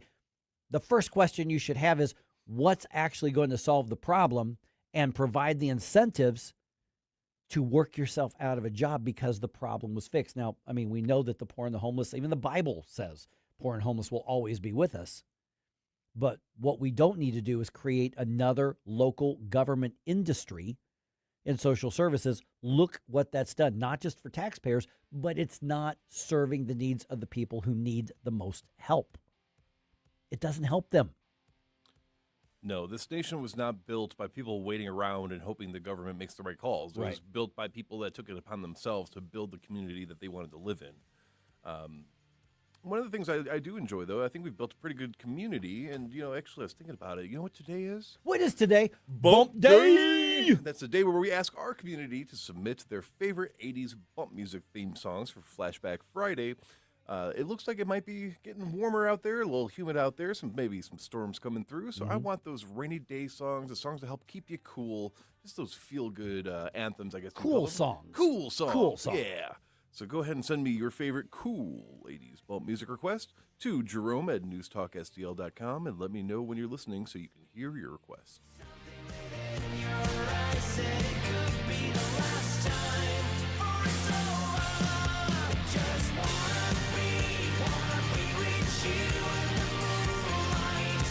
I think you all know that I've always felt the 9 most terrifying words in the English language are, I'm from the government and I'm here to help. From the News Talk STL Weather Center. I'm meteorologist Chance Scotch with your first alert forecast. We've issued a first alert weather day for Thursday afternoon for the potential to see strong storms. That'll begin from 3 p.m. lasting till about midnight. But today, going to be looking at little bit of some cloud cover, partly sunny skies, a high of 89 degrees. A few isolated chances of some showers and storms as we head towards the afternoon hours, but those are even going to be looking hit or miss. Thursday, a high of 93 degrees as we warm back up. Scattered chances of showers and storms last Friday into the upcoming weekend. From the First Alert 4 Weather Center, I'm meteorologist James Scott. Fox News commentary with Jesse Waters next.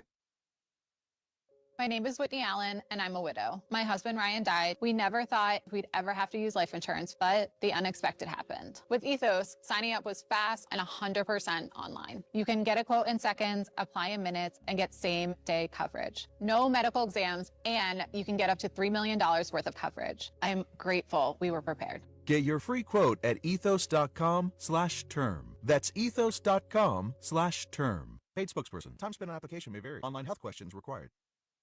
Here's Jesse Waters. What you're seeing is Kamala courting the communists because after the midterms, and if the Democrats win, she's going to have to court them because they're organizers. They don't have jobs. They have nothing else to do. The presidential primary is only a year after the midterms are wrapped. So she needs to get in now. So it's her or Newsom. They're going to have to maybe reach out to the communist wing and try to unite it with the establishment wing. And if you take that, that is a powerful movement. What I'm looking at, though, now is that the candidates are all losers. They've never had real jobs. They're being supported by their parents. They're professional students. They're all in debt. They don't earn anything. And what are they saying? They're saying, well, we have to blow up the system because the system's rigged. It's not rigged. It's actually not rigged if you work. For more commentary like this, go to foxnewspodcast.com.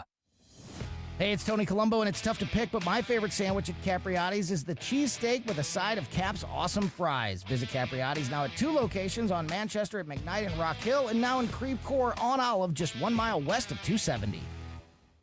To everyone who serves and sacrifices, this one's for you. Heroes Care is giving away 1,000 suits to our heroes. Active duty, retired, guard, or reserve, military, police, fire, or EMS, just show up with your ID and a suit is yours. That's Saturday, July 18th, 9 a.m. to 2 p.m. at the Heroes Care store in Gravois Village Center, Jefferson County. For those who sacrifice every day, we simply want to say thank you. Details at heroescare.org. Heroes Care, honoring those who serve. Hey guys, don't miss Straight Lines with Elizabeth Kaiser every Sunday evening at 8 p.m. where we talk about so many areas, including AI, law, and health. We have some fantastic guests on my show. Don't forget, Sunday evenings at 8 p.m., Straight Lines with Elizabeth Kaiser.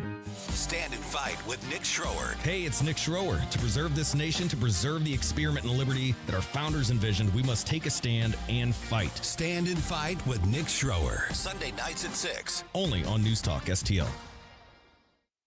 Looking for unbelievable deals? Stop by Overstock Outlet in Lake St. Louis or Warrenton, open 7 days a week. Discover big savings on a huge variety of merchandise with no hassle. Just great prices. Visit us in Lake St. Louis on Highway N or in Warrenton on Boones Lake. Check out our Facebook page at Overstock Outlet Lake St. Louis or go online to overstockoutletstl.com. Unbeatable value, friendly service, and you never know what we'll have at Overstock Outlet.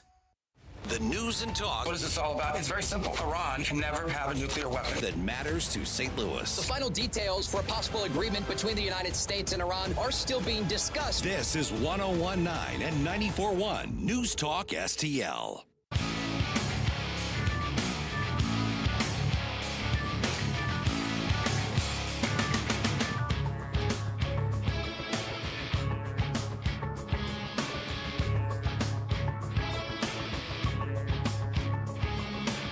Larry Connors here. I begin my morning every day with the Mike Ferguson Morning Show while I'm doing my 10-mile run. Catch my program at 6. Now, back to Mike.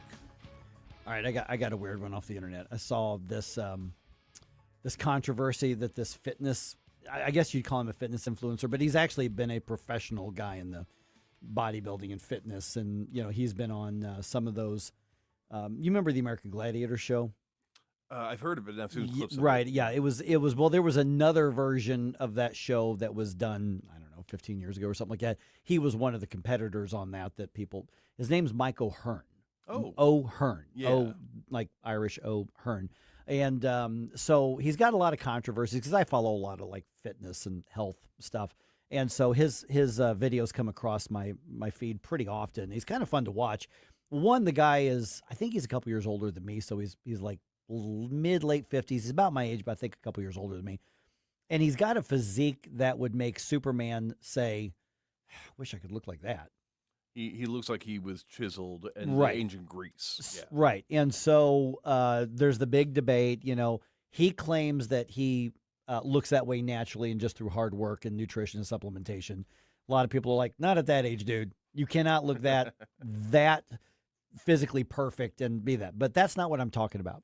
So he and his wife have a young boy. I think he's looking at the videos. I'm going to guess 5th grade, 4th, 5th, 6th grade, something like that.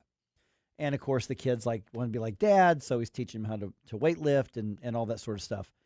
But he caused a big controversy in the kind of fitness realm because he said, no, I'm teaching my kid to eat healthy. We food prep. I don't take him to McDonald's. I don't give him snack cakes. He doesn't eat a bunch of candy. He learns how to eat healthy food. And the reaction was, let him be a kid. He can learn to do all that later. You know what? Just let him be a kid. If he wants to eat junk food, give him junk food. I mean, he wants to have, a treat. And he didn't say anything like you never gave him a treat. And his answer was, O'Hearn's answer was, no, this is why we have all the problems that we have with health and stuff, because you're going to rear up a kid and teach him to gouge, to gorge on, sugary cereals and then candy and processed foods, and then wonder why they get fat and hope then that they learn how to undo it later on in life. He goes, I'm going to teach the kid to live the healthy lifestyle I live, to be strict on his diet, to lift weights, to get strong. And the kid's actually got some muscles despite being, really little. And people are like, that's not being a kid and you're overbearing. And he basically is like, screw you. I'm going to teach him how to live this way now. I would like to see what the kids that are of the parents that are getting outraged by this, because that's exactly the correct answer, in my opinion. And I'm looking at the photos of his child as well, and the kid is not like roid rage. No. He's a little kid, but he's clearly in a healthy physique, and I mean, I don't understand what How the old problem does he is. look to you? Oh, he looks like he's got to be, I don't know, like 5 or 6 maybe. No, I think he's a little older than that now. But I don't have kids, so right? and I don't spend a lot of time around kids. It'd be weird, but I would say probably like 4th grade or something like that. Okay, yeah, clearly he's around older elementary school. Yes, age, right? something like that. And no, he does look very healthy. It would be one thing if he was like, I'm going to keep my kid in calorie deficits. That way, it's not what he's doing here. And absolutely correct. You give your kid a bunch of high trans fat, high sugar foods, and then you wonder why everybody's running around all hyped up on everything. Right. They can't pay attention. They're having health issues at a young age, and you have to.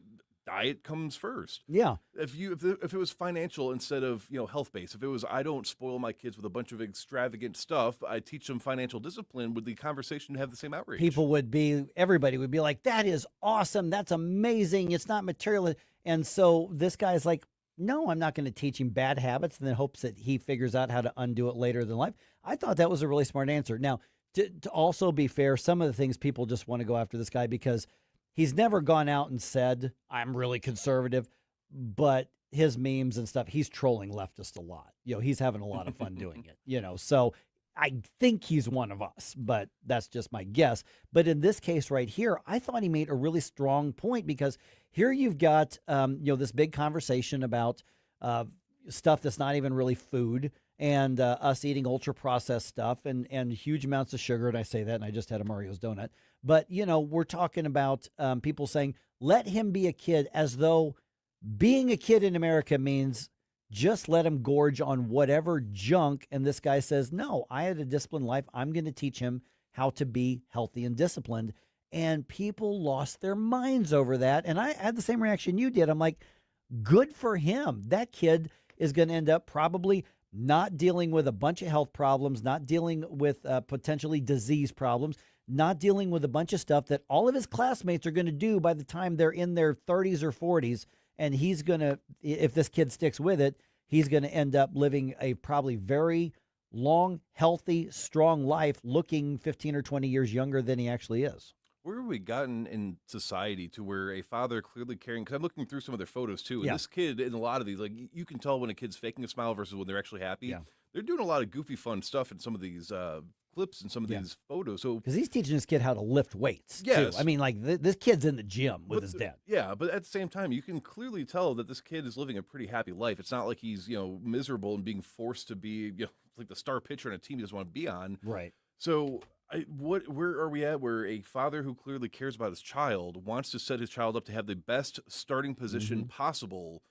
And that, is it jealousy? Is it resentment? I mean, Yeah, look at I how think many, it could be. there are so many times where I've been out and about just in this area, and there are people that let their kids run around, bang into stuff, Yeah. knock stuff over. They're giving them iPads to watch to keep them quiet. They're giving them ice cream and candy and desserts for when we're at restaurants because they will throw a huge tantrum. Is that what it is? Is it that you're Yeah. jealous that you didn't do that for your kid? Now your kid's broken. I don't know. Yeah, I mean, I see it every day, too. You go out somewhere and you see these, you see stuff all the time where you've got a kid who's obese in kindergarten or obese in grade school. I see that kid and I immediately get mad at the parents.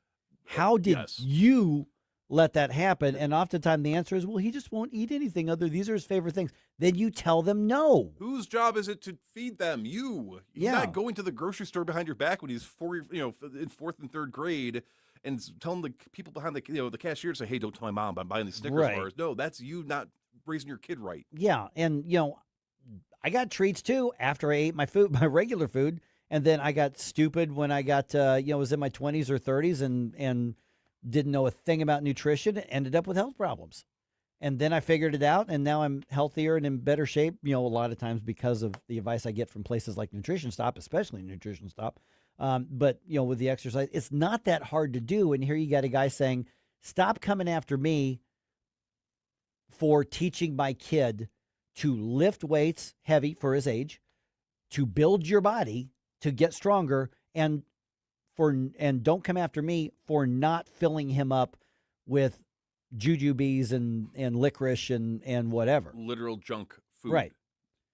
And so I see that and I'm like, first of all, these people are following his stuff. They're probably jealous of the way this guy looks, especially at his age.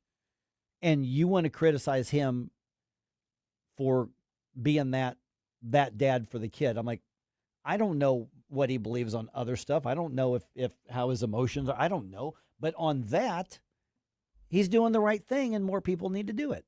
Yeah, you need to instill self-discipline in children so that as they grow older, they know how to make better mistakes. I mean, I was a 3-time regional gold medalist. I mean, In wrestling. In wrestling, Yeah. yes, in wrestling, which is one of the most intense sports out there. I had to constantly be on a strict diet because I was big for my age, and you have weight classes. So if I didn't want to be in a weight class that would have me wrestling people older than me, I had to be very strict with what I ate. And then during the off season, my mom would let me, binge on my diet a little bit and have a little bit of, because she knew I was going to work it off.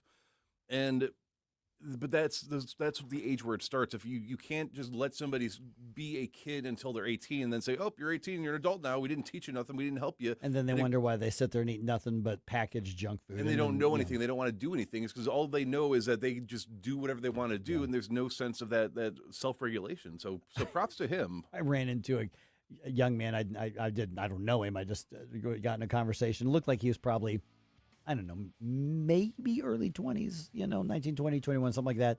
And he's a real thin kid. He's like, yeah, I can't put weight on.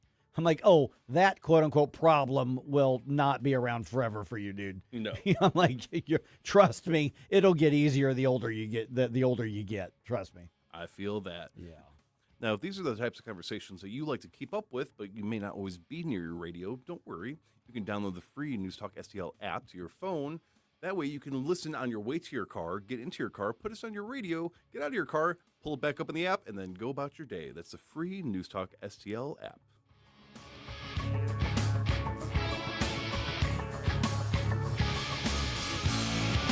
Hey folks, Jamie Allman here for Newsteader's Fine Jewelry right there at Doherty Ferry and Big Bend. WowDiamonds.com. It's Wow Diamonds for a reason. These are beautiful lab-grown diamonds. They are gorgeous. They will blind you when you walk in and see them, but that's a good thing. Great engagement sets, wedding sets, all these beautiful God-created gems, sapphires, rubies, you name it, garnets, and also all the gold you need, and the famous bull of a watch, WowDiamonds.com. Hey, Columbo here for Rockwood Charcoal. Rockwood is made from 100% pure Missouri oak and hickory, so you're cooking with the best and supporting local industry and a local business all at once. There's over 100 area Rockwood retailers. Find yours at rockwoodcharcoal.com. JC's Wayback Machine. One of the first big supergroups of the rock era was Crosby, Stills, and Nash. Graham Nash is at the Sheldon this week, and he'll tell us about the inspiration for his iconic song, Teach Your Children. Plus, John Anderson, also in town. We'll get into some great Yes songs, some of which I'll bet you've never heard before. All brought to you by the Weber Automotive Group. It's JC's Wayback Machine. Every Saturday night, 6 to 9. On News Talk STL. Tired of settling for generic fishing gear? Say hello to Bullseye Bait and Tackle, O'Fallon's one-stop shop for serious anglers. Live bait, premium tackle, rods, reels, and an unbeatable selection of lures from top brands like Megabass, Zoom, and Berkley. Whether you're after bass, catfish, crappie, or bluegill, they've got the gear to help you land the big one. Plus, their expert team, led by Mark and Liz, provides rod and reel repair services. Bullseye Bait and Tackle, 266 Fort Zumwalt Square, or at bullseyebaitandtackle.net. Stop before you dig. Click or call 811. Every dig, every time. Water, power, internet, and sewer are all essential services we rely on, and all are buried underground and out of sight. Hitting one could mean big trouble. Contact Missouri 811 before you dig to avoid costly repairs and outages. It's free, it's easy, and it's the law. Stop before you dig. Click or call 811. Every dig, every time. It's the law. Sponsored by Missouri 811.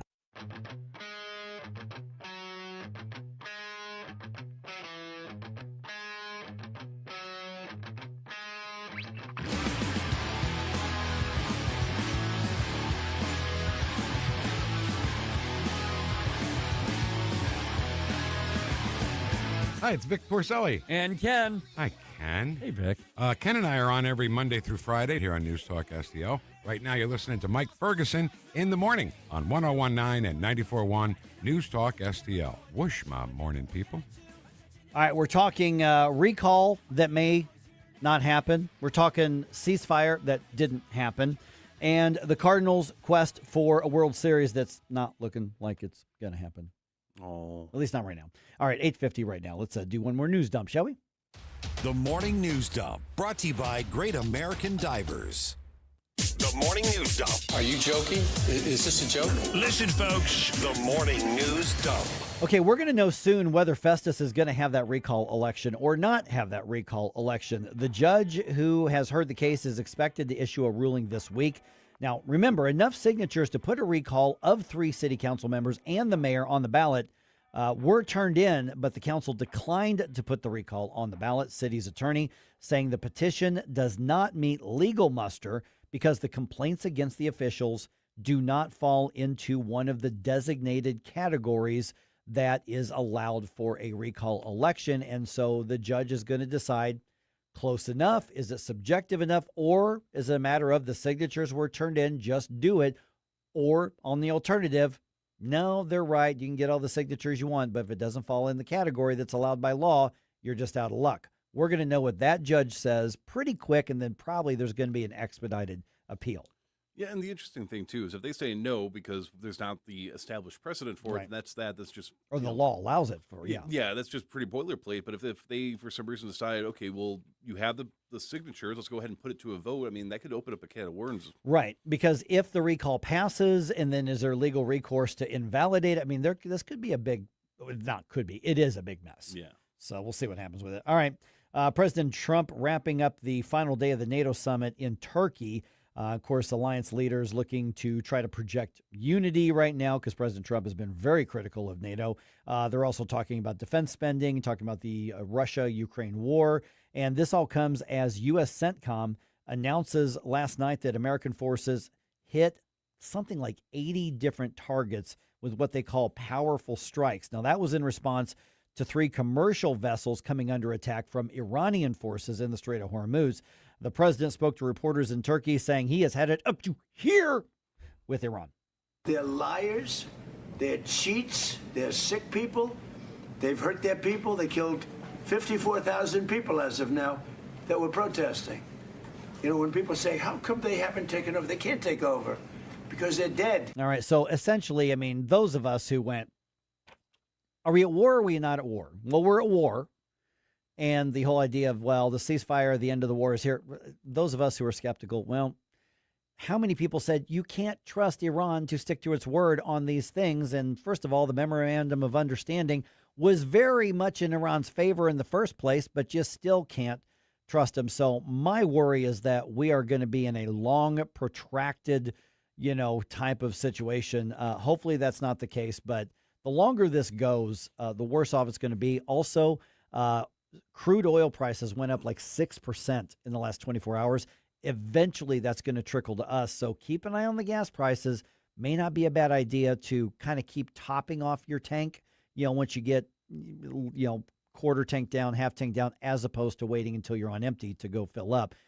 Right now, not a big deal. We're not seeing it, but don't be surprised if you start seeing those gas prices go up a little bit. Yeah, I mean, just like last time, it started off just inch by inch, and then suddenly, next thing you know, it's almost, I think, 30% higher than we were paying. Yeah. Now, maybe we won't feel that as much here, but just something to keep an eye on. Our friends at Americans for Prosperity are hosting 2 town hall events in the metro area this week. Topic, as you would expect, Amendment 5 and the effort to eliminate Missouri's income tax. Tonight's event is going to be at Wesley Rogers Steak and Buffet Restaurant in Arnold. Tomorrow, the discussion is going to be at Moe's in Washington, Missouri. Now, some lawmakers who were involved in writing the proposal, that is now Amendment 5, they're going to be on hand at each meeting.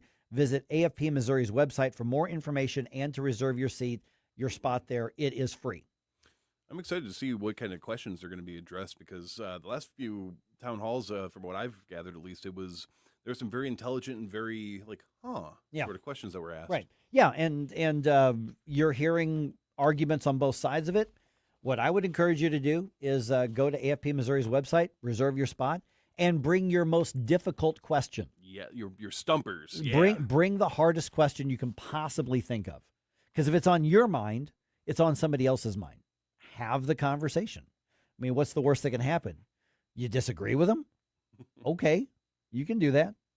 All right. Democrats in Maine are trying to get Graham Plattner out of this race for U.S. Senate.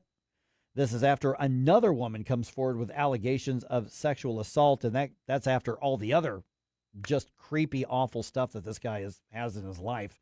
On Hannity last night, Senator John Kennedy, the national treasure, he says, you know what? People are talking about Graham Plattner, but you know who's really hard to beat? Yeah, Senator Susan Collins. There's a reason that she's been a United States Senator from Maine since God was a baby. The people like her. They respect her toughness. Okay, I have time for just another John Kennedy quote on this, don't I? Yes, you okay, because he has some thoughts on people who up until the last minute continued to support Graham Plattner, even though we knew about the Nazi tattoo, even though we knew about the creepy messages, cheating on his wife, even though we knew about the other stuff. Here's what Senator Kennedy had to say. I tell you who saw it coming. Every American who was paying attention and who has an IQ above a toaster knew that this guy's motherboard was fried. I mean, he's not wrong. No, he's not wrong. He's very creative with how he says it, but that is, I think, what most people. How could you not see the writing on the wall sooner than this? After all the big, then you go through and keep this massive push going for her. It's just unbelievable for him. It's just incredible. All right, St. Charles County voters can review information about the candidates and the ballot questions all in one place right now. Director of Elections Kurt Barr published an online voter guide, which can be found at SCCMO. So St. Charles County Mo, sccmo.org/voter guide. Easy to remember, sccmo.org/voter guide. It includes information from the candidates about their experience and their priorities if elected. So they send them a questionnaire, and then just copied and pasted the answers from the candidates, and you can read them all in one spot right there. Oh, that's handy. Yeah, it really is. Let's see here. What we got? All right. Cardinals continue to lose ground in the National League Central. They lost both games of yesterday's doubleheader to the Brewers. In the first game, they lost 10-2. Final score of the second game was 4-3. That is 4 losses in a row. Now, this is a almost unheard of 5-game series with the Brewers. Usually series are 3 games, occasionally 4 games. This one's 5 because they made up a rainout a little bit earlier this week. Tonight's game, 6:45. Michael McGreevy gets the start for this one. Redbirds are now 10.5 games back in the division. Compare that to if they had won those games against the Brewers, they'd be back in second place. Wow. Yeah. All right. Blues announced their 2026 preseason schedule, 4-game schedule, 2 home and away series against the Stars, against the Blackhawks. First preseason of the game is going to be at Enterprise Center September 19th. That's going to be against the Dallas Stars.